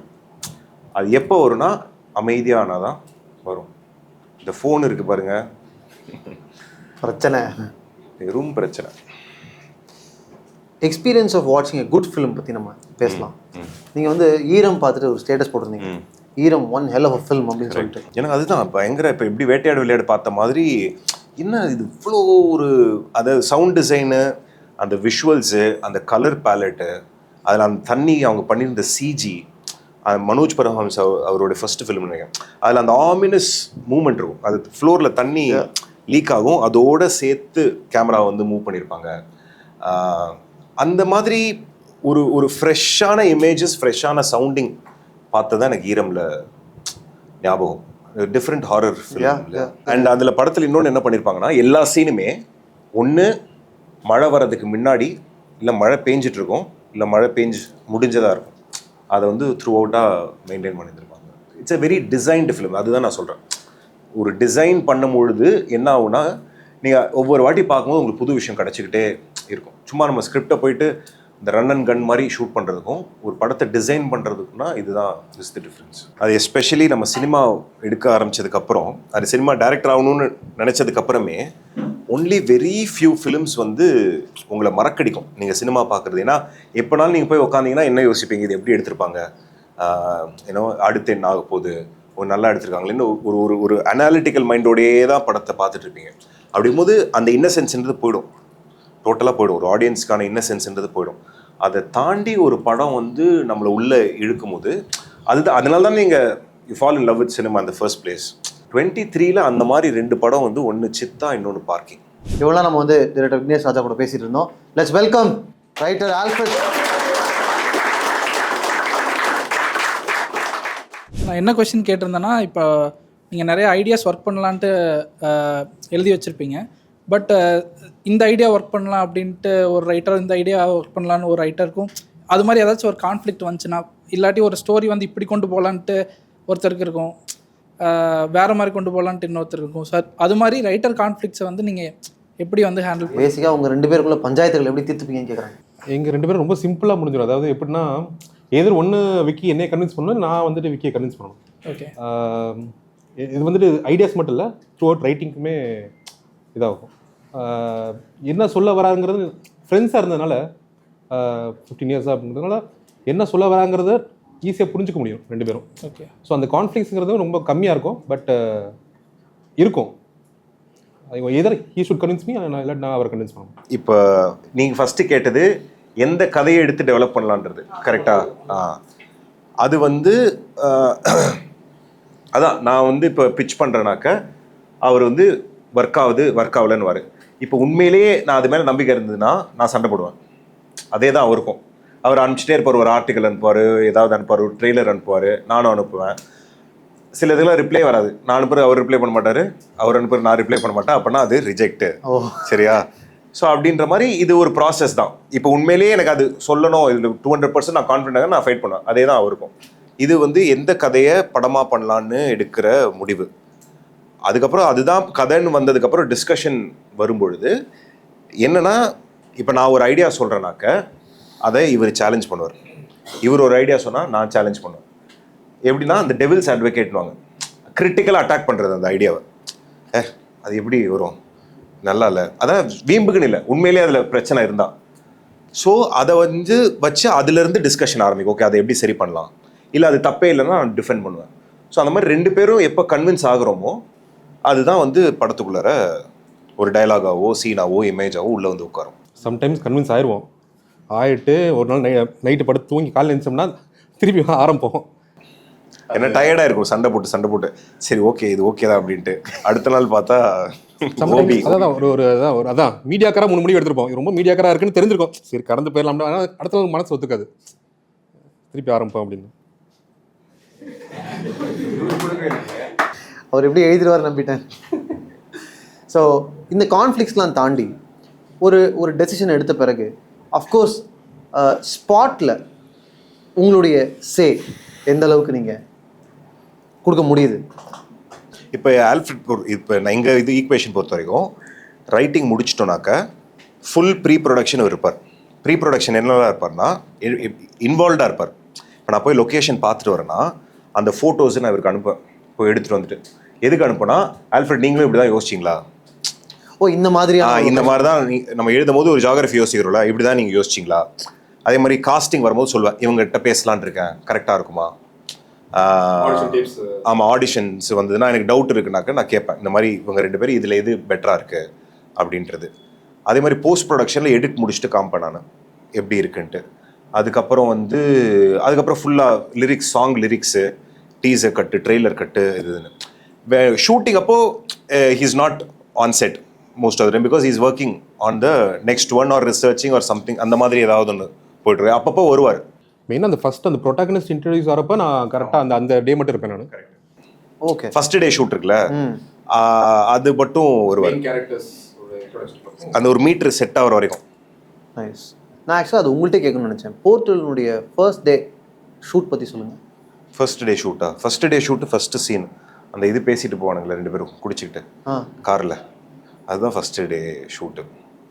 அது என்ன நான் பெருசாலாம் எனக்கு அவ்வளோ இதுவாலாம் இல்லை. ஏன்னா அந்த first 7 days without Sarath sir and Ashok Selvan, I just shooting with Harish, அந்த கெனடி ஃப்ளாஷ்பேக் ஃபுல்லாக. ஸோ அது வேணும்னே ஸ்கெடியூல் பண்ணுது. ஸோ நீங்கள் ஃபீச்சர் ஃபிலிம் பண்ணும்போது ஸ்கெடியூலிங்கும் வந்து இம்பார்ட்டன்ட். நீங்கள் ஃபஸ்ட் ஃபிலிம் பண்ணுறீங்கன்னா எடுத்தோடனே நீங்கள் போய் சரத் சாருக்கு போய் நிற்கணும்னா ஒரு லைட்டாக ஜர்க் அடிக்கும் இல்லையா. ஸோ அதனால ஃபஸ்ட்டு நம்ம வார்ம் அப் ஆகிறதுக்கு அந்த இது ப்ளஸ் அந்த ஃபஸ்ட்டு சீன் வந்து நான் ஆல்ரெடி நாங்கள் பைலட்டாக எடுத்திருந்தோம். ஸோ எனக்கு ஒரு கான்ஃபிடன்ஸ் இருந்தது, ஆல்ரெடி எடுத்த சீன் தானே அப்படின்னு. ப்ரொடக்ஷன் ஸ்விட்ச் பண்ணுறதுக்காக இந்த பைலட் ஃபிலிம்னு அந்த ஒரு ட்ரெண்ட் இருக்குல்ல, இல்லை ஹீரோ இது கிடையாது. ஸோ எங்களை மேலே எப்படி நம்பிக்கை வரும், இது காமிச்சா தானே. ஸோ பைலட் ஃபிலிம் எடுத்துகிட்டு அதை காமிக்கிறோம். கரையினுடைய very first day shoot interval block. Dhanush sir, first day Dhanush sir. அங்கே உங்களுக்கு வார்ம் அப் வேணாமா? வார்ம் அப் எல்லா சீன்லேயும் அவர் இருக்காரு. அதனால் வார்ம் அப் வந்து சென்னையிலேருந்து ஆரம்பிக்கணும்னு ஆயிடுச்சு. சென்னை ஷூட்டில் எல்லா நாளுமே அவர் இருக்கார். ஸோ இன்டர்வல் பிளாக் தான் ஃபர்ஸ்ட் டே இது. ஓகே, கமாண்டுன்றது அதுதான், உள்ளே இருக்கிற பயத்தை வெளியே காமிச்சிக்காமல் இருக்கிறது தான். நம்ம என்ன இன்செக்யூரிட்டி என்ன இருக்கோ அதை நம்ம வெளியில் தெரியாமல் ஸ்ட்ராங்காக. போர் தொழில் அசோக் செல்வன் கேரக்டர் மாதிரி. ஏன் ஃபர்ஸ்ட் டே பற்றி கேட்டேன்னா, இப்போ இவங்களும் இருந்திருப்பாங்க. ஆமாம், இருந்தார். கரெக்ட்ல, அது ஒரு மாரல் சப்போர்ட் அவங்களுக்கு. ஆமாம், நம்ம நடிச்சு இப்போ எதில் மீட்ரு தான். இப்போ வந்து டைலாக் சொல்கிறாருன்னா பார்த்துட்டு இதுதானே அப்படின்ட்டு ஒரு வாட்டி கேட்டுக்கிறது, அந்த ஒரு இதுதான் சின்ன. இப்போ எதுவும் இல்லை, சரத் சார் அதே சரத் சார் ஃபர்ஸ்ட் டே இருந்தார். அவர் வந்து ஒரு டைலாக் சொன்னார், பார்த்துட்டு இல்லை இது வந்து மீட்ரு இல்லை அப்படின்னாரு இவர். அதுக்கப்புறம் நான் கரெக்டு அப்படின்ட்டு போயிட்டு செட் பண்ணால் அது செட் பண்ணதோட சரி. டயலாக்ஸ் எழுதும்போது மிகப்பெரிய சேலஞ்ச் என்னென்னா, இப்போ நீங்கள் 2 பேரும் தான் எழுத போகிறீங்க. ஒரு 10 கேரக்டர்ஸ் இருக்காங்கன்னா நிறைய நேரங்களில் அந்த 10 பேரும் உங்களை மாதிரியே பேசுகிறதுக்கான வாய்ப்பு இருக்குது. 10 பேரும் ஒரே மீட்டரில் பேசுகிறதுக்கான வாய்ப்பு இருக்குது. இது நிறைய பேரோட படங்களை நம்ம பார்க்குறோம். அது எப்படி பிரேக் பண்ணுறீங்க?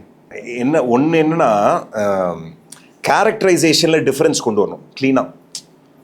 அதை ஒரே ஃபங்க்ஷனை 2 கேரக்டர் பண்ணுதுன்னு வைங்க படத்தில். ஃபங்க்ஷனா meaning purpose. If the purpose of 2 characters in a film is the same thing, then you don't need 2 characters.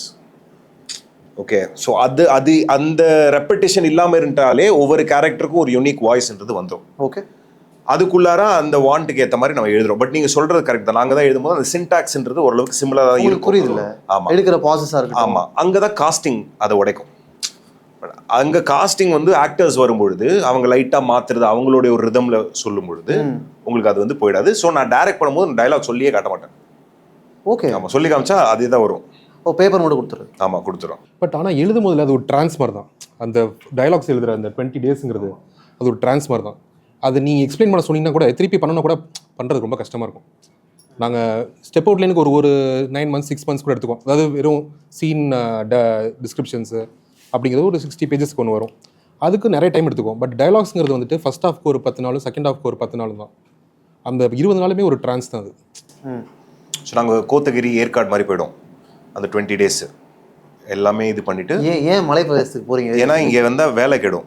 இங்கே இருந்தால் ஏதாவது ஒரு வேலை வரும், அங்கே வா இங்கே வான்னுவானுங்க. அங்கே போயிட்டா ஒரு காரணம் இருக்கும். ஸோ அந்த 20 நாள்ன்றது காலையில் எழுந்தால் நைட்டு வரைக்கும் வந்து இதான். காலையில் ஒரு 6:30 மணிக்கு எழுந்து போமா, எழுந்தால் பிரேக்ஃபாஸ்ட் வரைக்கும் எழுதுவோம். பிரேக்ஃபாஸ்ட்டு லஞ்ச் வரைக்கும் எழுதுவோம். லஞ்ச் முடிச்சுட்டு கொஞ்சம் நேரம் தூங்குவோம், திரும்ப எழுதுவோம். டின்னர் முடிச்சோம் ஒரு படம். இதுதான் ருட்டீன். 20 நாளைக்கு இதுதான் ருட்டீன். 20 days தான். எனக்கு ரொம்ப பிடிச்ச ஸ்டேஜ் வந்து ஸ்டெப் அவுட் லைன் ஸ்டேஜ். அதாவது டிஃப்ரெண்ட்டாக வச்சுக்கோமே. Step out line, screen play, அப்புறம் ரீரைட் தான் இருக்கிறது ரொம்ப கஷ்டமான ஒரு போர்ஷன். ஏன்னா அது வரைக்கும் நம்ம எல்லாம் இமேஜினேஷன் எல்லாம் க்ரியேட்டிவிட்டிலாம் போட்டு ஸ்டெப் அவுட் லைன் முடிச்சிருவோம். அதுக்கப்புறம் அந்த 20 நாளுங்கிறது வந்துட்டு ஒரு தியானம் மாதிரி போயிட்டு அந்த 20 நாள் டைலாக்ஸ் எழுதிடுவோம். இதுக்கப்புறம் ரீரைட்ஸ் வரும். இவர் ஃபீட்பேக்ஸ் கொடுப்போம். இப்போ அஸ்வத்துக்கு அந்த மாதிரி ஃபீட்பேக்ஸ்க்கு ஸ்கிரிப்ட் போகும். ஓகே, ஸோ அவங்கள்ட்ட இருந்து ஃபீட்பேக்ஸ் வரும். அப்போ தான் ரீரைட் ஆரம்பிப்போம். ரீரைட்டிங்க்கு அடுத்து வருவோம். அதுதான் மிக கொடுமையான ஒரு ஸ்டேஜ். பட் ஸ்டெப் அவுட் லைனில் நீங்கள் என்னெல்லாம் பண்ணுவீங்க? பேசிக்காக ஃபஸ்ட்டு டாட்ஸ் வச்சுருவோம். இப்போ நான் இன்றைக்கி கூட ஒரு சீனை எழுதி இப்படி விக்னேஷ்க்கு அனுப்புகிறேன். நான் இந்த சீன் வருமா வராதான் எனக்கு தெரியாது. அந்த அடுத்த படத்தில் வருமா வராதான் தெரியாது. இது எல்லாமே பிளேஸ்டாக இருக்கும், டாட்ஸாக இருக்கும். இந்த டாட்ஸ் வந்து அப்படியே கனெக்ட் ஆகும் நம்ம ஸ்டெப் அவுட் லைன் எழுதும்போது. இது ரேண்டமாக இருக்கலாம். அந்த இப்போ எப்படி பார்த்தீங்கன்னா போர் தொழிலில் வந்துட்டு ரிசர்ச்சில் வந்துட்டு அந்த முட்டி போட்டு இவர் மேலே நின்றுட்டுருப்பாரு. இது வந்து நான் ரேண்டமாக ஒரு புக்கில் படிக்கும் போது வந்துடுது, ஒரு ஐடியாவாக வருது. பட் அதாவது வந்து கில்லர் அக்ராஸ் த டேபிள்னு ஒரு புக் இருக்குது. சீரியல் கில்லர்ஸை இன்டர்வியூ பண்ணுவாங்க.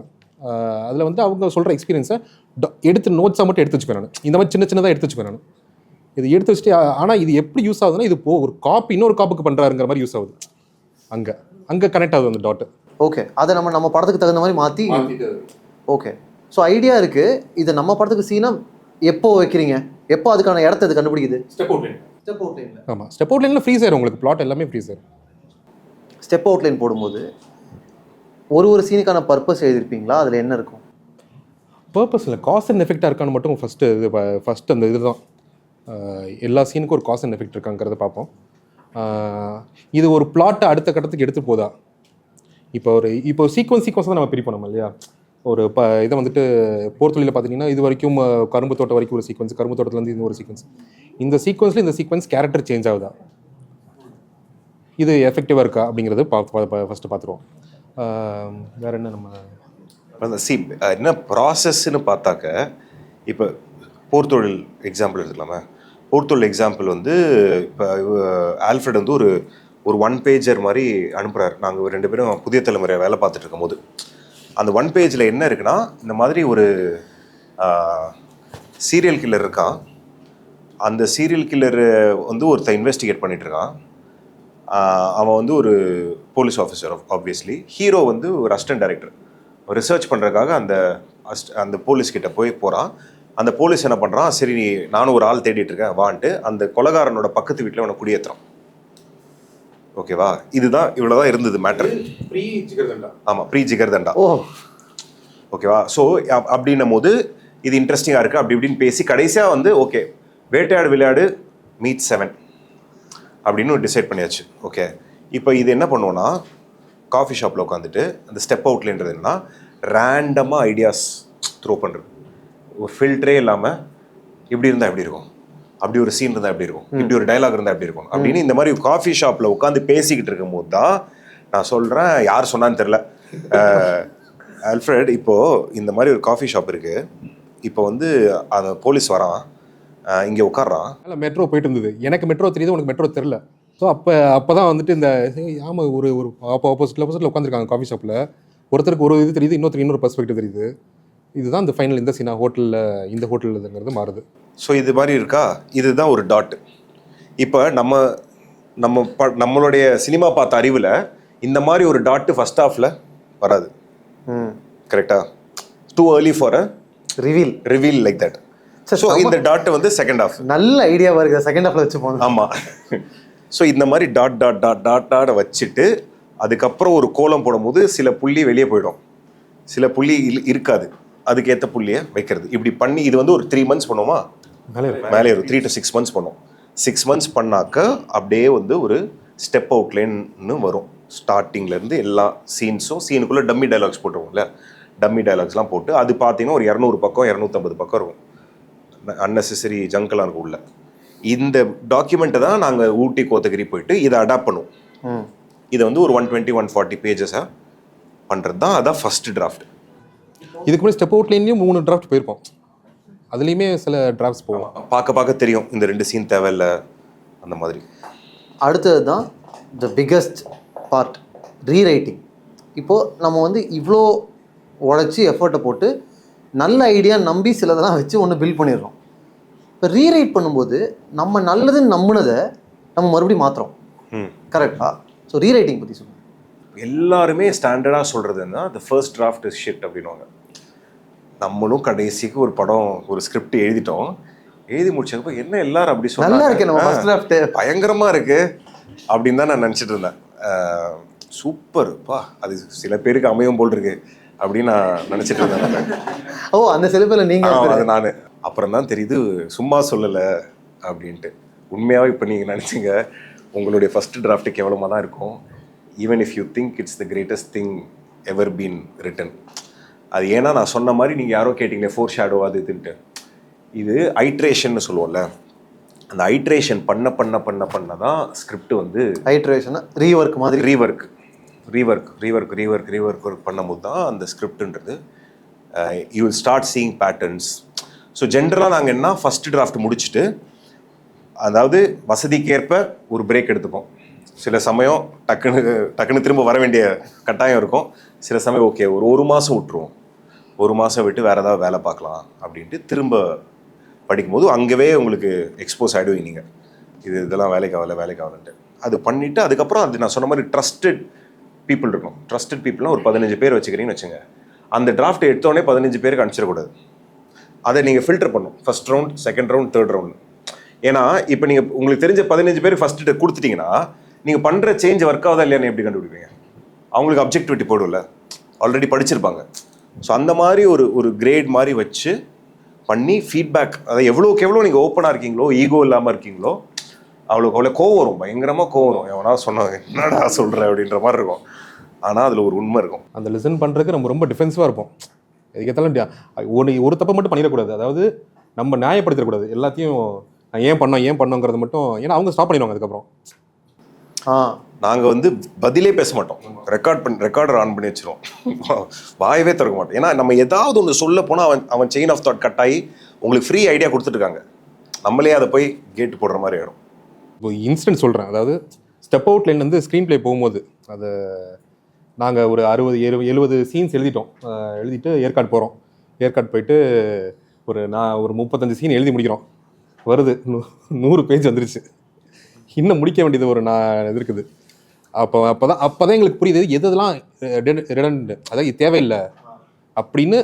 ஒரு கிரைசிஸ் வரும்போது தான் நமக்கு இது இந்த சீன் தேவையில்லை, இந்த சீன் அது எடிட்டிங்கில் நமக்கு ஒரு கிரைசிஸ் வரும்போது தான் இது நமக்கு தேவையில்லை அப்படிங்கிறது ஒன்று வரும். ஸோ 100வது பேஜ் ஹிட் பண்ணும்போது தான் நமக்கே தெரியுது அவ்வளோ எழுதிட்டோன்னு. அதான் ஃபர்ஸ்ட் ஹாஃபே முடியல, 100 பேஜ் வந்துட்டோம். ஃபர்ஸ்ட் ஹாஃபே முடியல. என்னடா எங்கே போய் முடியும் அப்படின்ட்டு. என் நேம் பாலாஜி. நான் வந்து ராமநாதபுரம், எங்கள் சுற்று வட்டாரம் ராமநாதபுரமா?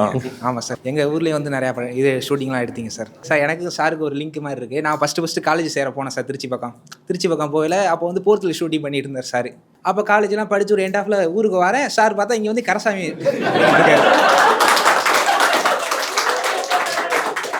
சொன்னீங்க, நிறையா ரைட்டர்ஸ்க்கு சொன்னீங்க. ஃபஸ்ட்டு ஒரு ரைட்டிங்ஸில் எழுதுகிறோம்னா நம்மளை முழுமையாக நம்பணும், நம்ம தான் ஃபஸ்ட் நம்பணும். நீங்கள் ஒரு இன்டர்வியூஸில் சொன்னிருக்கீங்க. அதை நம்பி தான் நிறைய டைரக்டர்ஸ் ஒர்க் பண்ணுறாங்க. சம்டைம்ஸ் அது ஃபெயிலியர் ஆகிடுது. அப்போ அந்த ஃபெயிலியருக்கான அக்செப்டை யார் ஏற்றுக்கிறா? ஆடியன்ஸ் பக்கம் போட்டுறாங்களா இல்லை ப்ரொடக்ஷன் சைடா? டேரக்டர் தான் ஏற்றுக்கணும். ஆனால் நம்ம முழுமையாக நம்பி தான் ஒர்க் பண்ணியிருக்கோமேனு ஒரு இது கிடைக்குது. இது என்ன ஃபெயிலியர் ஆகிருக்கு? நம்ம கரெக்டாக தான் எல்லாமே பண்ணியிருக்கோம். எந்த சைட்லேருந்து நம்ம மிஸ்டேக் வந்து அதை எப்படி கண்டுபிடிச்சி? ஒரு படம் ஹிட் ஆகுதுனாக்க நிறைய பேர் கான்ட்ரிபியூட் பண்ணுவாங்க, ஓகே. பட் ஒரு படத்தில் ஒரு விஷயம் சரியா இல்லைன்னா அது முழு பொறுப்பு டைரக்டர் தான். ஏன்னா நீங்கள் எஸ் சொல்லாமல் எதுவுமே படத்துக்குள்ளார வர முடியாது. ஸோ நீங்கள் தான் அந்த கேட் கீப்பர், வாட்ச்மேன் மாதிரி. உங்களை தாண்டி தான் வீட்டுக்குள்ளே போக முடியும். இப்போ வீட்டுக்குள்ளே ஒரு விஷயம் இருக்குன்னா உங்களை தாண்டி தான் போயிருக்கு, அதுக்கு நீங்கள் தான் பொறுப்பு. ஸோ நீங்கள் வேறு எங்கேயுமே கை காட்ட முடியாது. நீங்கள் ஒரு கண்டென்ட் ரீதியான ஒரு படமா? கண்டென்ட் ரீதியான எல்லா படமும் கண்டென்ட் ரீதியான கண்டென்ட் ரீதியான சார். இப்போ ஒரு எக்ஸ்பெக்டேஷன், அதாவது பேசிக்காக ஓப்பனிங் சாங் கிடையாது. அதானே ஓப்பனிங் சாங் கிடையாது. 10-20 பேர் போட்டு அடிக்கிற மாதிரி மேட்டர் கிடையாது. அதாவது ரெகுலராக அந்த கமர்ஷியல் எலிமெண்ட்ஸ்னு சொல்லக்கூடிய விஷயங்கள் கிடையாது. ஆனால் இது ஒரு என்டர்டெய்னிங்கான ஃபிலிம். மீனிங் ஒன்று என்கேஜ் பண்ணும். என்ன சொல்கிறதுனா, டைம் போகிறது மறக்கடிக்கும், அடுத்து என்னன்ற சுவாரஸ்யம் இருக்கும். ஆல்ஃப்ரட், இப்போது கரை பொறுத்த வரைக்கும் ஐடியா லாக் பண்ணியாச்சு, கதை லாக் பண்ணியாச்சு, ஹீரோவும் லாக் பண்ணியாச்சு. டயலாக்ஸ் பற்றி பேசணும் இல்லையா? டெலிவர் பண்ணுற விதமாக இருக்கட்டும், இதெல்லாம் பற்றி நம்ம விதமாக இருக்கட்டும். அப்போது ரைட்டிங்கில் எப்படியாவது பேசுகிற விதத்தில் நம்ம வந்து தனுஷ் இதுக்கு முன்னாடி பண்ணாததை பண்ண வைக்கணும், ஆர் இந்த ஸ்லாங் எடுக்கும்போது இப்படி ஒரு கேரக்டர் நம்ம கொடுக்கணும், அந்த மாதிரி ஏதாவது ஐடியா பண்ணியிருக்கீங்களா? ஐடியா வந்த உடனே நான் ஆரம்பித்தது வந்துட்டு அந்த நிலப்பரப்பில் ரைட்டர்ஸ் யாராவது இருக்காங்களா அப்படிங்கிறதான் ஃபஸ்ட்டு இது பண்ண ஆரம்பிச்சது. அப்புறம் கண்டுபிடிச்சது மேலாண்மை பொன்னுசாமின்னு ஒரு ரைட்டர் இறந்துட்டார்.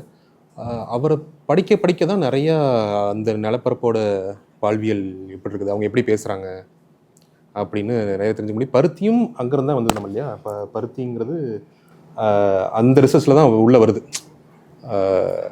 பருத்தி யூஸ் பண்ண ஆரம்பிக்கிறோம். டைலாக்ஸுமே அந்த இதுதான், இந்த மாதிரி தான் பேசுகிறாங்க அப்படிங்கிறதுக்கு நமக்கு ஃபஸ்ட்டு ஒரு இன்ஃபர்மேஷன் அங்கேருந்து தான் வருது. போர்த்தொழிலுடைய கிளைமேக்ஸ் எழுதுனதை பற்றி நீங்கள் சொல்லுங்கள். கிளைமேக்ஸ் இந்த சென்ஸ் நான் எது சொல்கிறேன்னா, இப்போ இவன் தான் கில்லர்னு கண்டுபிடிச்சாச்சு, முடிச்சாச்சு, அது கிளைமேக்ஸாக வச்சுக்கலாம். பட் தென் வீட்டுக்குள்ளே அம்மா அப்பா சண்டை போட்டுருப்பாங்க, வெளில அந்த பையன் வந்து உட்காருவான், எப்பிலாகாக ஒன்று வைக்கிறோம்ல, இயர்ஃபோன்ஸ் மாட்டுறோம்ல, அதுதான் எனக்கு போர்த்தொழிலில் வந்து எனக்கு பர்சனலாக ஒரு நல்ல படமாக அங்கே தான் அது ஆகுது. அது வரைக்கும் இன்வெஸ்டிகேஷன் கண்டுபிடிக்கிறாங்க, இன்ட்ரெஸ்டிங்காக போகுது. இருந்தாலுமே அந்த ஒரு மொமெண்ட் வந்து ரொம்ப ஸ்பெஷலான ஒரு இடத்துக்கு கொண்டு போகுதுங்க. அதாவது நாங்கள் நிறைய பேசிக்குவோம். அதாவது தீமாக டெவலப் ஆகும்போது விக்கி வந்து அவரோட பேரண்டிங்கை பற்றி சொல்லுவார், அப்புறம் நான் என்னோட இதை பற்றி இப்படி எக்ஸ்பிளைன் பண்ணிகிட்டு இருப்போம். அப்போ எங்கள் அப்பா வந்து ஒன்று எனக்கு கல்யாணம் ஆகிறதுக்கு போகிற முன்னாடி என் தனியாக கூப்பிட்டு ஒன்று சொல்கிறாரு. இந்த மாதிரி என்னைக்காவது நானும் உங்கள் அப்பா அம்மாவும் அவங்க அம்மாவும் சண்டை போட்டு பார்த்துருக்கியா அப்படின்னு. இல்லையப்பா, நீங்கள் இது வரைக்கும் நான் பார்த்தது இல்லைன்னா. நாங்கள் சண்டை, எங்கள் எல்லாருக்குமே ஒரு சண்டை வரும், ஆனால் உங்களுக்கு முன்னாடி நாங்கள் பண்ண மாட்டோம். எதுனாலுமே எங்களுக்குள்ளே இதாயிரும், வெளியே தெரியவே தெரியாது. குழந்தைங்களுக்கு முன்னாடி சண்டை போட மாட்டோம், முன்னாடி சண்டை போட மாட்டோம். இந்த மாதிரி இன்சிடென்ட்ஸ் வந்து நாங்கள் 2 பேரும் ஷேர் பண்ணிக்குவோம். நீ அவங்க விக்னேஷ் அவங்க அப்பா அம்மா சொன்னது அப்படிங்கிற ஷேர் பண்ணிக்குவோம். இந்த மாதிரி ஷேர் பண்ண தான் அந்த தீமுங்கிறது டெவலப் ஆகுது. ஸோ இப்போ கேரக்டர்ஸை பார்த்தீங்கன்னா போர்த்தொழிலில் ஒவ்வொருத்தருக்குமே அவங்க பின்னாடி அவங்க ஃபேமிலிங்கிறது ஒரு இது இருக்கும், பேக் ஸ்டோரி இருக்கும். இப்போ அசோக் செல்வனுக்குமே ஒரு அப்பா அம்மா நல்ல பேரண்டிங் இருந்தாலுமே அவருக்குன்னு ஒரு இது இருக்குது, ட்ராபேக் இருக்குது. ஸோ அதே மாதிரி சரத் சார் பார்த்தீங்கன்னா அவருக்கு பேட் பேரண்டிங் இருந்தாலுமே நான் ஒரு போலீஸாக இருக்கேன்ல அப்படிங்கிறது ஒன்று இருக்குது. இது 2மே டிஸ்கஷனாக வந்து முடிக்கிறது தான் இதோட தீமாக இருந்தது. இதுக்கான சொல்யூஷன் கிடையாது. அந்த புக் இருக்கு இல்லையா, இந்த மைண்ட் ஹண்டருங்கிற புக்கு, அவருக்கு அந்த புக்கை முடிக்கும் போது அதான் சொல்கிறாரு. அவர் என்ன சொல்கிறாருன்னா, இதுக்கு இத்தனை பேர் கொலை பண்ணியிருக்காங்க, இவங்க எதனால கொலை பண்ணுறாங்கன்னு தெரில, இவங்க இதுக்கு என்ன சொல்யூஷன் எனக்கு தெரில, ஆனால் இவ்வளோ பேசினதுக்கப்புறம் எனக்கு ஒன்று புரிஞ்சதுன்னா இது it should start from home. Home அப்படிங்கிறத அவர் முடிக்கிறார் அந்த புக்கை. இப்போது கதையாக டெவலப் பண்ணும்போது, படமாக எடுக்கும்போது இந்த அண்டர்லைங் தீமை கண்டுபிடிக்கிறது இருக்குல்ல, கொலகாரனை கண்டுபிடிக்கிறதுன்றது ஒன்று, நம்ம ஒரு தீமை கண்டுபிடிக்கிறதுன்றது இருக்குல்ல, அது எவ்வளோ முக்கியமாக இருக்கு? தீமை நமக்கு லேட்டாக தான் டெவலப் ஆச்சுட்டா. அது ஃபோர்ஸ் பண்ணக்கூடாதுன்னு நினைக்கிறேன். ஒரு தீம் சொல்லணும்னு படம் பண்ணக்கூடாதுன்னு நாங்கள் 2 பேருமே இருக்கோம். ஆனால் அதுவாக எமர்ஜ் ஆகுதுன்னா, லைட்டாக எட்டி பார்க்குதுன்னா அதை பிடிச்சி ஃப்ளஷ் அவுட் பண்ணணும். ஆனால் என்னென்னா, நீங்கள் ஒரு கதை எழுதும் போது அந்த தீம் இருக்கும் உள்ள. ஏதோ ஒரு தீம், ஒரு தீசிஸ் இருக்கிறதுனால தான் நீங்கள் எழுதவே ஆரம்பிக்கிறீங்க இந்த ஃபர்ஸ்ட் பிளேஸ். அது உங்களுக்கு தெரியாது. தீம் வந்து இல் ப்ரெசென்ட் இட் செல்ஃப். பட் ஒரு தீமை வச்சுக்கிட்டு இந்த தீமுக்கு நான் கதை பண்ணுறேன்னா அது எந்த அளவுக்கு ஆர்கானிக்காக இருக்கும் அப்படின்ட்டு எனக்கு you can write about a situation, about a character. But ஒரு தீமை தான், இதுதான் தீம், இதுதான் நான் சொல்ல போகிறேன்னு ஒரு கதையை யோசிக்கும் போது அது எந்த அளவுக்கு ஆர்கானிக்காக வரும்னு எனக்கு தெரியல. ஓகே, குரு சிஷ்யன் திங்குன்றது இருக்குன்றது எமர்ஜ் ஆச்சு. இவர்கிட்ட இவன் கற்றுக்கிறான், அவர்கிட்ட அவன் கற்றுக்கிறான்ற அந்த ஒரு மேட்ருன்றது எமர்ஜ் ஆச்சு. அது வந்து ஃபஸ்ட்டு காப்ஸ் 2 பேர் இருக்காங்க, இவர்கிட்ட இவர் கற்றுக்கிறாரு அப்படின் போது இதே மாதிரி இங்கே இருந்தால் நல்லா இருக்குமே அப்படி வந்துச்சா? இல்லை, அது வந்ததுக்கு அப்புறம் தான் நாங்கள் பேட்டர்னை வந்து ரெக்கக்னைஸ் பண்ணோம். பேட்டர்ன் ரெக்கக்னைஸ் பண்ணதுக்கப்புறம் பேட்டர்னை ஸ்ட்ராங் பண்ணோம். ஓகே, ஒரு லைட்டாக அங்கே ஒரு சின்ன ஒரு ஆப்பர்ச்சுனிட்டி இருக்குனாக்க அதை எடுத்து நம்ம திரும்ப வந்து அண்டர்லைன் பண்ணுற ஒரு விஷயந்தான். என்ன பண்ணோங்கிறத நான் சொல்லிடுறேன். அதாவது பேசிக்காக அந்த அசோக் செல்வன் வந்துட்டு 3 அடி வாங்கணும். 3 அடிக்கு அப்புறம் திருப்பி அடிக்கணும். அதுதான் தெர்மோமீட்டர் சீன்.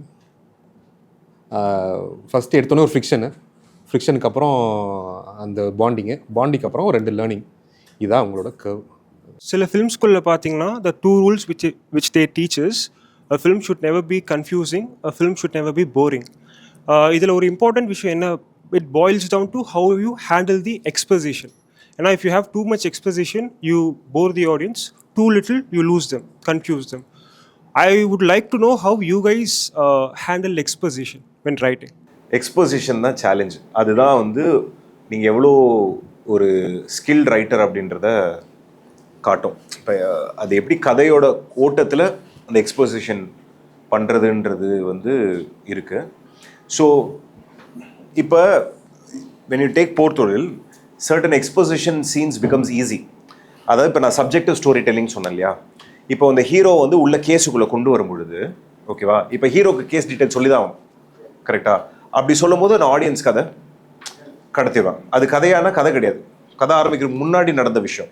ஸோ அந்த மாதிரி within a screen play you have to find tools where exposition comes across organic வே.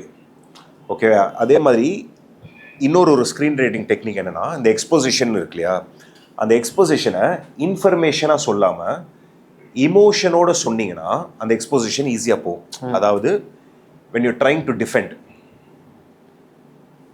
எப்படி சொல்ல வரேன்னா, இப்போ ஃபார் எக்ஸாம்பிள் நமக்கு ஒரு பாஸ்ட் இருக்குன்னு வச்சுங்களேன். நீங்கள் வந்து ஒரு 4 வருஷத்துக்கு முன்னாடி என் வண்டி எடுத்துன்னு போயிட்டு இடிச்சுட்டு என்கிட்ட சொல்லாமல் வச்சுட்டீங்க, அதில் ஏதோ ஒரு கான்ஃப்ளிக்ட் இருக்குனாக்க, இப்போ அதை ஒரு நம்ம 2 பேர்த்துக்குள்ள வேற ஒரு கான்ஃப்ளிக்ட் மாதிரி கிரியேட் பண்ணி நம்ம ஆர்கியூ பண்ணுவோம்ல, அந்த ஆர்கியூமெண்ட்டுக்கு நடுவில் அந்த எக்ஸ்போசிஷன் த்ரோ பண்ண முடியும். when your exposition is backed by an emotion, it will not be boring. இப்போ சில படங்கள் பேர் சொல்ல முடியாது, சொல்லுவாங்க இந்த விஷயம்லாம் நீ வீட்டிலே பேசியிருந்துக்கலாம், அங்கே வந்ததுக்கப்புறம் பேசிகிட்டு இருப்பானுங்க, ஓகேவா? அதெல்லாம் வந்து ஆடியன்ஸ் ஈஸியாக கண்டுபிடிச்சிடுவாங்க. ஏன்டா எதுக்குடா இங்கே வந்து பேசிகிட்டு இருக்கீங்க? ஏன்னா ஆடியன்ஸ்க்குனா அது சொல்லணும். அப்படி இல்லாமல் அந்த ஒரு வாண்ட் கிரியேட் பண்ணி அந்த வாண்ட்டுக்குள்ளார நீங்கள் அந்த எக்ஸ்போசிஷன் பண்ணும் பொழுது அது வந்து ஆர்கானிக்காக போகும். Either it could be me persuading another character, me disagreeing with another character, me being angry at another character. இதுக்கு முன்னாடி கொடுத்தால காசு எங்கடா போச்சது? எக்ஸ்போசிஷன். இது காட்டாமல் ஒரு இன்ஃபர்மேஷனை நான் உள்ள தள்ளுறேன். ஸோ இந்த மாதிரி தான் எக்ஸ்போசிஷனை நீங்கள் உள்ள சொருகணும். இல்லை சிச்சுவேஷன்ஸ் கிரியேட் பண்ணால், இப்போ வெரி டெம்ப்ளேட் சுச்சுவேஷன் பார்த்தா ஒரு கான்ஃபரன்ஸ், நிறைய படங்கள் இருக்குல்ல, அந்த கான்ஃபரன்ஸில் வந்து எல்லாருக்கும் எக்ஸ்பிளைன் பண்ணுவாங்க, அது போயிடும். ஒரு ஏவி மாதிரி போட்டால் முடிஞ்சது. ஸோ அது there are tools. என்ன படம் பார்த்துட்டு இருக்கீங்க தெரியுமா? நான் சொல்கிறேன், எனக்கு மறந்துருக்கீங்கன்னு எனக்கு தெரியும், அந்த மாதிரி இருக்கும். போர் தொழிலை பொறுத்த வரைக்குமே காமெடியை யூஸ் பண்ணுவாங்க ஃபார் எக்ஸ்போசிஷன் இல்லையா. இதை பொறுத்த வரைக்குமே அது வேற இது யூஸ் பண்ண எக்ஸ்போஷனுக்கு. போர் தொழிலை பொறுத்த வரைக்கும் if you have to invest with the கேரக்டர்னா அவங்களோட பேரியர் நம்ம ஃபஸ்ட்டு உடைக்கணும். அதுக்கு பெஸ்ட்டு டூலாக பார்த்தது காமெடி. ஒரு சீரியல் கில்லர் படத்தில் காமெடி யூஸ் பண்ணுவாங்கிறதே ஒரு பெரிய டிசிஷன் தான் அது. பட் ஃபஸ்ட்டு டைம் அவனை பற்றி சொல்கிறோம் அப்படிங்கிறப்ப அந்த பயத்தை பற்றி சொல்கிறப்போ ஒரு ஃபன் எலமெண்ட் அந்த பையனோட. அதுக்கப்புறம் சரத்குமார் சார் வந்துட்டு இது கேட்பார், திருச்சியில் ஒரு டபுள் மர்டர் யார் பண்ணதுன்னு கேட்பாங்க. இந்த மாதிரி ஒரு ஃபன்னை வச்சுட்டு ஒரு காமெடியை வச்சுட்டு we started doing exposition. And I just have one more question. நீங்கள் வந்து ஏடியா இல்லை டைரெக்டாக வந்து ஷார்ட் ஃபிலிம்ஸ் பண்ணிட்டு you came to the industry. அப்போ பார்த்தீங்கன்னா ஒரு ஃபீச்சர் ஃபிலிம் பட்ஜெட்டிங் இருக்குல்ல, அது வந்து பார்த்தீங்கன்னா நீங்கள் வந்து இது பண்ணியிருக்கீங்க, ஆட் ஃபிலிம்ஸ் பண்ணியிருக்கீங்க. 1 day 2 day call sheet, it's easy. இது பெரிய கால் ஷீட்டாக இருக்குது, day and night, sunrise sunset நிறையா இருக்குது. இதெல்லாமே நீங்கள் வந்து எப்படி கன்சீவ் பண்ணி ஓகே இவ்வளோ போதும் இதில் முடிச்சிடலாம் ஆக்டர் சேலரிலாம் இல்லாமல் அப்படின்னு அந்த கேல்குலேஷனை வந்து how did you arrive? Very simple. நீங்கள் ஆட் பண்ணும்போது 1 day பண்ணுறீங்க இல்லையா, into 40 போட்டால் முடிஞ்சு போச்சு. இப்போ ரியல் லொகேஷன் தேவைப்படும், மேபி லைக் அங்கே if you do enough ads, if you do enough ads, you would have seen it all. Okay. I'm not talking about one ad. I've done close to 30-35 ads. ஓடுற வண்டியில் add எடுத்திருக்கேன், jewellery add எடுத்திருக்கேன், corporate films எடுத்திருக்கேன். So அப்படின் போது அதுதான் அந்த experience வந்ததுன்னா உங்களுக்கு எல்லாமே. ஓகே, இப்போ ஆட் பண்ணாதவங்க என்ன பண்ணலாம்? எதுவுமே இல்லை, ஒரு எக்ஸிக்யூட்டிவ் ப்ரொடியூசர் ஹையர் பண்ணுங்க. நான் தான் ஃபஸ்ட்டு சொன்னல, டைரக்டருக்கு எந்த வேலையுமே தெரிய தேவையில்லை. கரெக்டான ஆளை பிடிச்சி உங்கள் விஷனை கம்யூனிகேட் பண்ணிங்கன்னா அவங்க பட்ஜெட்டை போட்டு கொடுத்துரும். Thank you so much sir. Thank you so much sir. அவங்க 2 பேருமே ஒரு அப்ரிசியேஷன் பண்ணோம். காலைல தான் நான் போர்த்தொழி ரீவாட்ச் பண்ணிட்டு வந்தேன்.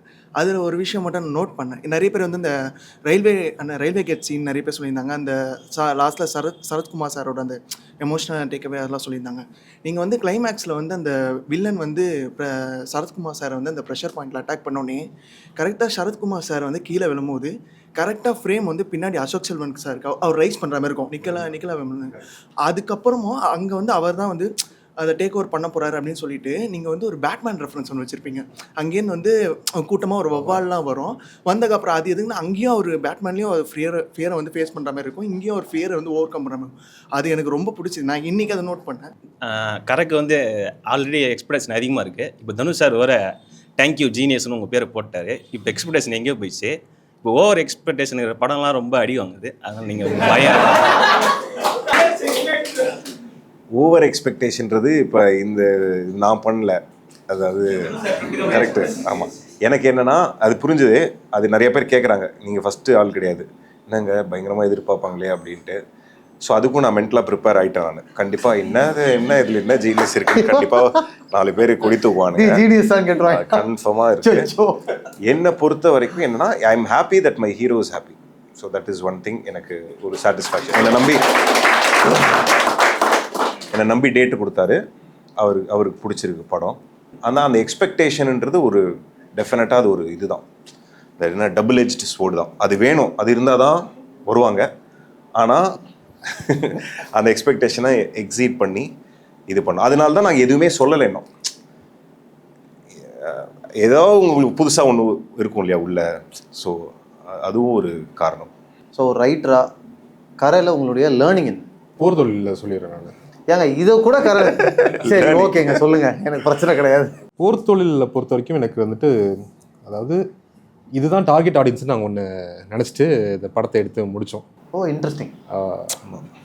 யங் ஆடியன்ஸ் அந்த மாதிரி ஆடியன்ஸ் அப்படின்னு இது முடித்தோம். ஆனால் அதுக்கப்புறம் படம் நம்ம பொண்ண படம் என்ன ஆகுதுன்னா, ஃபஸ்ட்டு பார்த்தவங்க போயிட்டு ஒரு 4 பேர் அவங்க ஃபேமிலிகிட்ட சொல்கிறாங்க, அவங்க ஃபேமிலி வந்து பார்க்குறாங்க. அந்த ஃபேமிலி பார்த்து என்ன சொல்கிறாங்க, கண்டிப்பாக குடும்பத்தோடு வந்து பார்க்கணும் இந்த படத்தை அப்படிங்கிறாங்க. ஸோ அப்போ தான் நாங்கள் ஒரு ஆடியன்ஸோட இன்டெலிஜென்ஸை நாங்கள் கொஞ்சம் இது பண்ணிட்டோமோ அப்படிங்கிறதான் என்னோட பண்ணிட்டோமோ அப்படிங்கிறது ஒரு இது. அதுதான் அதோட லேர்னிங். எனக்கு நல்ல விஷயம் ஆக்சுவலாக. கரையிலேருந்து லேர்னிங்கா,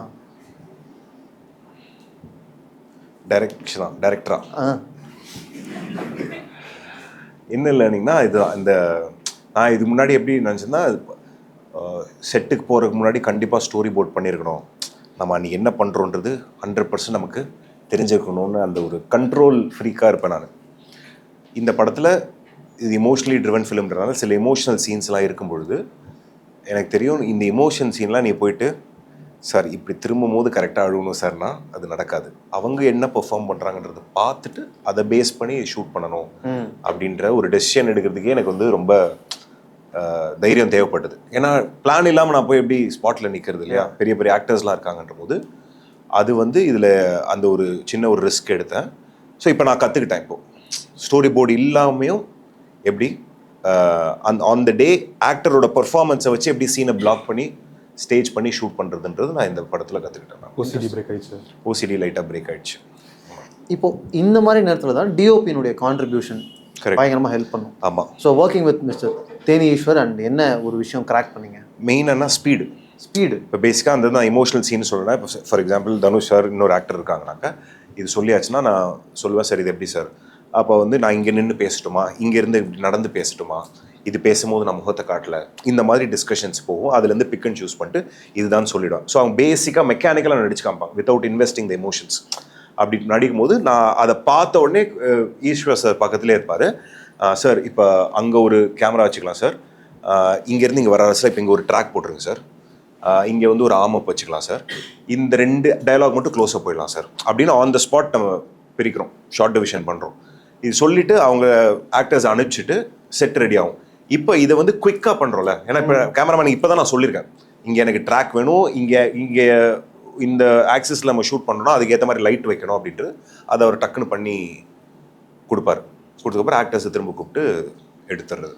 இவ்வளோ குவிக்காக ஒரு ஸ்டேஜிங்க கேமரா மூமெண்ட்டெல்லாம் ஃபிக்ஸ் பண்ணுறது இருக்குல்ல, அப்போது கொஞ்ச நேரம் முன்னாடி பேசிட்டு நீங்கள் ஒன்று சொன்னீங்க, கேமராவினுடைய ஃப்ரேமிங்கில் மூவ்மெண்ட்டில் நம்மளால் இமோஷன்ஸை கன்வே பண்ண முடியும், நெகட்டிவ் ஸ்பேசிங், நிச்சயமாக பவர் டைனமிக்ஸ், இந்த மாதிரி விஷயங்கள்லாம் இந்த அவசரத்துக்குள்ளே இதெல்லாம் பிடிச்சிட முடியுமா? நான் ஏன்னா அவ்வளோ நான் ஸ்டோரி போர்ட் பண்ணியிருக்கிறதுனால, அந்த ப்ராக்டிஸ் இருக்கிறதுனால எனக்கு அது then being aware of the actors. அங்கே அந்த அவர் வந்து நான் இப்படி தான் நடிக்க போகிறேன்னா எனக்கு ஆப்வியஸாக அங்கே ஒரு க்ளோஸ்அப் வைக்கணும்னு தெரியணும். இப்போ நான் இங்கே பேசிட்டு இங்கே வர போகிறாருன்னா இங்கே ஒரு ரவுண்ட் ட்ராலி போடணும் அப்படின்றது அவங்க பண்ணுறதுலேருந்து நம்ம எடுத்துக்கிற ஒரு விஷயம். ஜென்ரலாக ஷூட்டிங் ஸ்பாட்டில் வந்து லைட்டிங்க்குன்னு ஒரு டைம் எடுத்து. ஆமாம், நிறைய டைம் எடுக்கும். அப்போ ஒரு டேரக்டருக்கு எப்படி இருக்கும்? அதுவும் ஷார்ட் ஃபிலிம் பண்ணிட்டு போகிறீங்கன்னு வச்சுங்களேன், ஷார்ட் ஃபிலிம்னா எப்படின்னா இப்படி இருக்கும்னா அப்படி வாடா அப்படின்னா தூக்கிட்டு வந்து வச்சிடலாம். டக்கு டக்கு டக்கு நம்ம மைண்டு போகிற ஸ்பீடுக்கு ஷூட்டிங் போய்ட்டுருக்கோம். அங்கே என்னன்னா 40 நிமிஷம் என்ன பண்ணுறதுனே உங்களுக்கு தெரியாதானா டைம் ஓடிக்கிட்டு இருக்கு. அதுதான் வந்து கொடுமையான இது. ஆனால் லக்கிலி எனக்கு ஈஸ்வர் சார் பார்த்தீங்கன்னா மேக்ஸிமம் எக்ஸ்டீரியர்ஸ் எல்லாமே டே லைட், நேச்சுரல் லைட்டு, வெறும் ரிஃப்ளெக்டர்ஸ், ஸ்கிம்மர்ஸ் அது மட்டும் வச்சுக்கிட்டு. ஸோ அதனால தான் நீங்கள் பிளான் பண்ணணும். அதாவது இப்போ இந்த ரூமை வந்து நீங்கள் செட் பண்ணி லைட் பண்ணி எடுக்கிறீங்கன்னா இந்த ஆக்சஸ் இருக்குன்னா நீங்கள் ஷார்ட் டிவிஷன் பண்ணி இந்த ஆக்சஸில் இருக்கிறது எல்லாம் முடிச்சாதான் செட்டப் சேஞ்சுன்னே சொல்லணும். ஏன்னா ஒரு செட்டப் டு இன்னொரு செட்டப் சேஞ்சுன்றது ஒரு 40 நிமிஷம். ஒரு 4 செட்டப் சேஞ்ச் பண்ணால் பாதி கால் ஷீட்டு. இப்போ நான் இப்படி திருப்பிட்டு ஐயோ ஒரு ஷார்ட் மறந்துட்டேங்கன்னா மேட்ரு. ஸோ அது which is why you shoot shortest and story board if you want to be economical. Scene 1, then Scene 2, then Scene 3 இப்படி இருக்கக்கூடாது. நம்ம வந்து Scene 1, therefore Scene 2, but there is a Scene 3. இப்போ இந்த 4th scene நகரும் போது தான் எங்களுக்கு ப்ராப்ளம் வருது. என்னென்னா அண்ட் 4th சீனா, இல்லை நெக்ஸ்ட்டு சீன் வந்து 4th சீனா, இல்லை தென் 4th சீனா. இப்போ வரும்போது அந்த போரிங் மறுபடியும் ஸ்டார்ட் ஆயிடுது. இல்லை இவ்வளோ நீங்கள் கிரிட்டிக்கலாக இருக்க வேண்டிய அவசியம் அதான் ஃபஸ்ட்டு டிராஃப்ட் சொல்கிறார் இல்லையா, எடுத்துருங்க எல்லாத்தையும். ஓகே, அதுக்கப்புறம் நீங்கள் வந்துட்டு நீங்கள் தேர்ஃபோர் பட்டுங்கிறத நீங்கள் அப்புறம் பார்த்துக்கலாம். ஒரு 5 சீன் இருக்கலாமா? அண்டு தென்னு 5 சீன் இருக்கலாம் ஒரு படத்தில். ஓகே, 5 கம்மியாக இருக்க படம் கிரிப்பாக இருக்கும். என்ன 5 சீன் இருக்கலாம்? அதாவது ஸோ ஃபஸ்ட்டு இந்த தியரி, அவர் சொல்கிற தியரி என்னன்றது தெரியாதவங்களுக்கு சொல்லிட்டு, அது நாங்கள் கண்டுபிடிச்ச தியரிலாம் கிடையாது, வேறு ரைட்டர்ஸ் இருக்காங்க அவங்க சொன்னதை நான் பேசிக்காக திரும்ப சொல்கிறேன். இப்போ ஒரு screen plays sequence of scenes கரெக்டாக 60 சீன் இருக்குன்னு வச்சுங்களேன். இப்போ அவங்க என்ன சொல்கிறாங்கன்னா Scene 1 therefore Scene 2. அதாவது இந்த சீனுனால இந்த சீன், இது ஒரு possibility. Scene 1 therefore Scene 2 but Scene 3 அப்படின்னா contradiction. Okay, therefore Scene C. ஓகேவா, இது ஒரு matter. Scene 1 and then Scene 2 and then Scene 3னா அது போரிங். அதனால் அண்ட் தென்னாக்க அதுக்கப்புறம் அப்படின்றது எங்கே வேணால் நடக்கலாம். அதனாலன்றது தான் கிரிப்பு, இருந்தாலும்ன்றது தான் கிரிப்பு. அந்த சீன் நடந்தது, அதுக்கப்புறம் இது நடந்ததுன்னா ஓகே. அந்த அந்த அந்த அதுக்கப்புறம்ன்றது ஒரு 5-6 மேலே அதுக்கப்புறம் போட்டிங்கன்னா தொங்கிடும். ஃபார் எக்ஸாம்பிளாக அது போர் தொழிலில் சொல்லணும்னா இவன் பயந்தவன், ஆனால் இவன் ஒரு போலீஸ். அதனால் க்ரைம் பிரான்ச்சுக்கு இப்போ இதுக்கு போகிறான். ஆனால் அங்கே பார்த்தா அவரோட இவர் வந்துட்டு ரொம்ப மோசமானவர். ஆக்சுவலி இது என்னன்னா, இப்போ இந்த சீன் 1 சீன் 2 சீன் 3 பிரியும் போது, இப்போ போர்த்தொழில் நான் நேற்று ரீவிசிட் பண்ணும்போது ஆக்சுவலாக சீனுக்குள்ளேயும் இந்த மாதிரி கன்ஸ்ட்ரக்ட் ஆகிருந்ததாக பார்த்தேன்.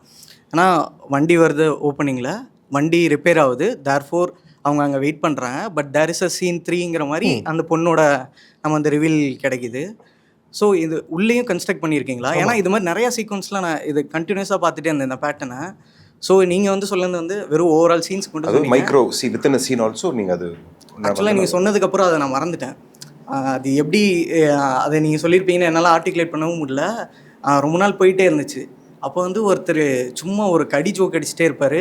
என்னால் அது அவரை இது பண்ணிட்டே இருப்பேன், கடி ஜோக்கெல்லாம் தள்ளி விட்டுக்கிட்டே இருப்பேன். அப்போ அவர் வந்து ஒரு விஷயம் சொன்னார். அப்போ தான் எனக்கு வந்து இது இன்னுமே ஷார்ப்பாக புரிய ஆரம்பிச்சது. என்னென்னா, அவர் சொன்னார், ஒருத்தனுக்கு உடம்பெல்லாம் அரிப்பாக இருக்குதுன்னு சொல்லிட்டு டாக்டரை பார்க்க போனால், அவர் டாக்டர் வந்து மருந்து எழுதி கொடுத்துருக்காரு. இவன் கேட்டிருக்கான், இனிமேல் அரிப்பு சரியாயிருமா டாக்டர், இந்த மருந்து போட்டாங்க. இல்லை, நகை வளரும், சொரிஞ்சுக்கோ அப்படின்ட்டு.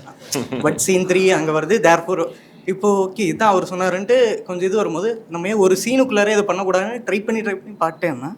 பட் நேற்று ரீவிசிட் பண்ணும்போது தான் நீங்களே அதை பண்ணியிருக்கீங்க. ஸோ அதை இன்னும் இன்டெப்த்தாக கேட்டுக்கலாம் தான். பேசிக்காக ஒரு ஸ்டோரிக்கு ஒரு ஸ்ட்ரக்சர் இருக்குல்ல, first act, second act, middle act, அது ஏது ஒவ்வொரு சீனுக்குமே. ஓகே, கரை வந்து நீங்கள் அனௌன்ஸ்மெண்ட் பண்ணோடனே வித்தின் 6 months ஆர் 7 months எப்படி நீங்கள் இவ்வளோ ஷார்ட்டாக வந்து எடுத்துட்டீங்க? இல்லை, அதுதான் இப்போ நான் சொன்னது. ப்ரீ ப்ரொடக்ஷன் வந்து நாங்கள் ஸ்ட்ராங்காக பண்ணனால இப்போ லெஸ் தென் 9 months நாங்கள் படத்தை முடிச்சிட்டோம். காப்பி எடுக்க போகிறோம் mid July to mid April, 9 monthsல வி ஃபினிஷ் த. ஏன்னா அந்த ப்ரீ ப்ரொடக்ஷன் இன்வெஸ்ட் பண்ணதுனால இது வந்து பாசிபிளாக இருக்குது. இப்போது நம்ம எவ்வளோ ஸ்ட்ராங்காக ஸ்கெட்யூல் போட்டிருந்தாலும் ஏதாவது ஒரு ஹிக்கப் நடக்கும்ல, அது எப்படி சரி செஞ்சுருக்கீங்க? அப்படியே ஓடுற வண்டியில் ஏறுற மாதிரி தான். ஸோ பேசிக்காக நடக்கும் இல்லையா? இப்போ ஒரு ஸ்கெடியூல் போட்டிருக்கோன்னா 2 நாள் லேக் ஆகுதுனாக்கா டக்குன்னு டைரக்ஷன் டீமை கூப்பிட்டு, இங்கே லேக் ஆகுது, வேறு எங்கே நம்ம இது பண்ணலாம், வேறு எப்படி அட்ஜஸ்ட் பண்ணலாம் அப்படின்றது. அது வந்து ஒன்ஸ் ஷூட்டிங் ஆரம்பிச்சிருச்சுன்னா டேட்ஸ் எல்லாமே டைட்டாக இருக்கும். இவங்க இந்த 2 நாள் தான் இருப்பாங்க, அவங்க இந்த 2 நாள் தான் இருப்பாங்க, திடீர்னு மழை வரும், அது ஒரு இது வரும்னு வேரியபிள்ஸ் எக்கச்சக்கத்துக்கு இருக்கும். அதை எப்படி போகிற போக்கில் அடாப்ட் பண்ணி, ஸோ நிறைய சேஞ்ச் ஆகும். அதுவும் நீங்கள் இப்போ நம்ம படத்தில் 8 ஆக்டர்ஸ், லைக் 8 ப்ரைமரி ஆக்டர்ஸ் இருக்கும்போது அவங்க டேட்டு பிடிக்கிறதுன்றதெல்லாம், பிகாஸ் எவ்ரிபடி இஸ் பிஸி, அதுக்கிடையில் வெதர் இருக்கும். ஸோ அதெல்லாம் இட்ஸ் பார்ட் ஆஃப் த இதுதான். ஸோ அதனால தான் நீங்கள் எல்லாத்துக்குமே ரெடியாக இருக்கணும். எல்லாத்துக்குமே ரெடியாக இருந்தால் தான் நீங்கள் போகிற போக்கில் ஏதாவது மாறுதுன்னா, திடீர்னு நாளைக்கு கிளைமேக்ஸ் எடுக்கணுன்ற மாதிரி வந்து நிற்கும். அப்போ நான் என்ன இல்லை, ரெடி இல்லை, யோசிக்கலன்னு சொல்ல முடியாது. We should be ready. உங்களுக்கு விக்னேஷ்ட பிடிக்காத விஷயம் என்ன? பிடிக்காத விஷயமா? இதெல்லாம் நீட்டாக வச்சுருப்பாப்புல எல்லாத்தையும். அதுதான் நமக்கு பிரச்சனையா? நான் அப்படி இருக்கணும் எதிர்பார்ப்பேன். நாங்கள் எழுதலாம் போகிறோன்னா அது கரெக்டாக இருக்கணும். டேபிளில் என் சைட் டேபிளில் புக்ஸ்லாம் அப்படி அப்படி அப்படி ஒரு இதெல்லாம் இருக்கும். காஃபி டேபிள், அந்த கென்னடி மாதிரி இருப்பேன் நான் பேசிக்காக. அவர் சைடை பார்த்தீங்கன்னா அந்த பேப்பர்லாம் அப்படி நீட்டாக ஸ்ட்ரெயிட்டாக இருக்கும். இதுதான் உங்களுக்கு ஆல்ஃபிரட் பிடிக்காத விஷயம். கேள்வியில் அப்படி திருப்பி விட்டுருவாரு. நீங்கள் ஸ்டார்டிங்கில் ரைட்டிங் சொன்னீங்களே, அது வந்து ஸ்க்ரீன் ப்ளே ஸ்ட்ரக்சர் வந்து நம்ம தெரிஞ்சுக்கிட்டு தான் எழுதணுமா, இல்லைன்னா பேசிக்காக வந்து? அதான் இவர் சொன்னார், 1000 கதை கேட்டிருக்கீங்க வாழ்க்கையில். உங்களுக்கு வந்து அவர் பேர் என்னங்க? விட்லாச்சாரியா இல்லை, ஜோசப் கேம்பிள். அவர் சொல்லி தான் உங்களுக்கு ஹீரோஸ் ஜர்னி என்னன்னு தெரியணுன்ட்டு அவசியம் கிடையாது. எல்லாருக்குள்ளேயும் அந்த ஸ்ட்ரக்சர்ன்றது. இப்போ நீங்கள் ஒரு நாள் ஆஃபீஸ்க்கு லேட்டாக போகிறீங்கன்னா பாஸ் கிட்ட எப்படி போய் சொல்லணும்னு உங்களுக்கு தெரியும். அது யாரும் சொல்லித்தர தேவையில்ல. கதையை எங்கே ஆரம்பிக்கணும், எங்கே ஏற்றணும், எங்கே இறக்கணும், எங்கே முடிக்கணும், எதை சொல்லணும், எதை வித்தோல் பண்ணணுன்றது உங்களுக்கு தெரியும். ஸோ அந்த ஸ்ட்ரக்சர்ன்றது எல்லாருக்குள்ளேயும் இருக்குது. ஸோ அதுக்காக நீங்கள் அதை படிக்கணும்லாம் அவசியம் கிடையாது. படங்கள் பாருங்கள், ஸ்க்ரீன் ப்ளே படிங்க, ஃப்ரம் த ஹார்ட் எழுதுங்க. எழுதுனதுக்கப்புறம் அந்த டூல்ஸை யூஸ் பண்ணி நம்ம கரெக்டாக எழுதிருக்கோமான்னு செக் பண்ணிங்க. ஒரே புக்கில் இருக்கிற எல்லா பாயிண்ட்டும் அதில் ஒரே தான் எல்லா பாயிண்ட்லேயும் எழுதிருப்பானுங்க. ஒரே கதையை தான் எல்லா புக்லேயும் எழுதிருப்பானுங்க. இப்போ க்ரைம் த்ரில்லர், சஸ்பென்ஸ் த்ரில்லர் ரெண்டுலேயுமே ஒரு ப்ளஸ் பாயிண்ட் இருக்குது. கடைசியில் கிளைமேக்ஸில் நம்ம யார் ரிவீல் பண்ண போகிறோம் யாருக்குமே தெரியாது. ஸோ அதோட தான் நம்ம ஃபஸ்ட் படத்துக்கே போவோம், அந்த ஜான்ரா தெரிஞ்சது. அதுதான் ப்ளஸ் பாயிண்ட். அது ஆனால் அதுதான் மைனஸ் பாயிண்ட்டும். ரைட்டிங்கில் எப்படின்னா, நம்ம எப்படி இருந்தே ஒருத்தர் நம்ம ஃபோர்ஸ் ஷேடாக பண்ணாமல் ஒரு பர்சனை ஒரு பர்சனாவோ ஆப்ஜெக்டாவோ ஃபிசிக்கலாக ஒருத்தர் நம்ம ஃபோர்ஸ் ஷேடாக பண்ணாமல் கடைசியில் நம்ம இவர் தான் அப்படின்னு சொல்லி நம்ம ஒருத்தர் காமிக்கணும், கன்வீனியண்ட்டாக காமிக்கணும். திடீர்னு இப்போ நீங்கள் போர்த்தொழில் எடுத்தோம்னா, அவர் நம்ம எதுவும் காமிச்சதில்லை முன்னாடி. ஒரு அவரோட ஃபிசிக்கல் ஆப்ஜெக்டிவ் ப்ரெசன்ஸ் இருந்ததில்லை. ப்ரெசன்ஸ் இல்லாமல் திடீர்னு இப்படி ஒரு கொண்டு வரணும்னா ஃபஸ்ட்டு நமக்கு ரொம்ப கஷ்டமாக இருக்குது. நமக்குள்ளேயும் நிறைய இது கரெக்டாக உட்காருதா என்னான்னு. அதை நீங்கள் எப்படி பண்ணுறீங்க?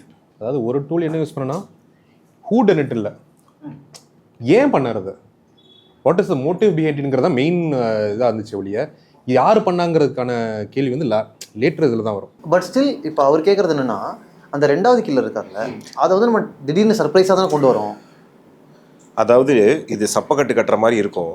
ஆனால் நான் இது சொல்லக்கூடாது ஒரு ஆடியன்ஸுக்கு. நீங்கள் கவனித்து பார்த்துருந்தா தெரியும், நான் சொல்லவே கூடாது. ஃபஸ்ட்டு நீங்கள் கேள்வியாக கேட்குற படம் முடிஞ்சு ரிலீஸ் ஆனதுனால சொல்கிறேன். நீங்கள் ஆக்சுவலாக பார்த்தீங்கன்னா அதுக்கான எல்லா க்ளூஸுமே இருக்குது.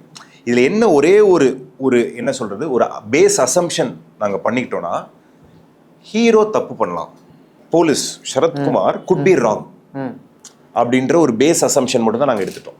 சீரியல் கில்லிங் நடக்குது, ஓகேவா? அந்த சீரியல் கில்லிங் என்ன மாடஸ் ஆப்பராண்டின்னு அவர் அனலைஸ் பண்ணுறாரு, ஓகே? அந்த அனலைஸ் பண்ணி அதை வச்சு ஒரு ப்ரொஃபைலிங் பண்ணுறாரு. அந்த ப்ரொஃபைலிங் சரத்பாபுக்கு போகுது. ஆனால் கொலை பண்ணுறவன் இன்னொருத்தன்.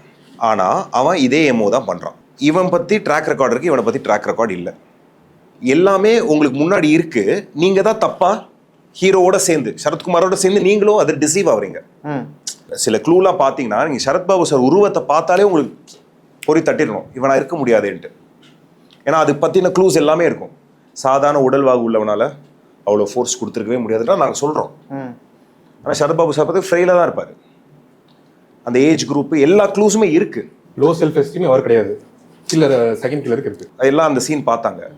யாருமே சரத்குமாரை தாண்டி யோசிக்கல, அவர் லெவலுக்கு தான். ஆமாம், ஏன்னா நீங்கள் ஹீரோ அப்படின்றதுனால ஹீரோ குட் பி ராங்.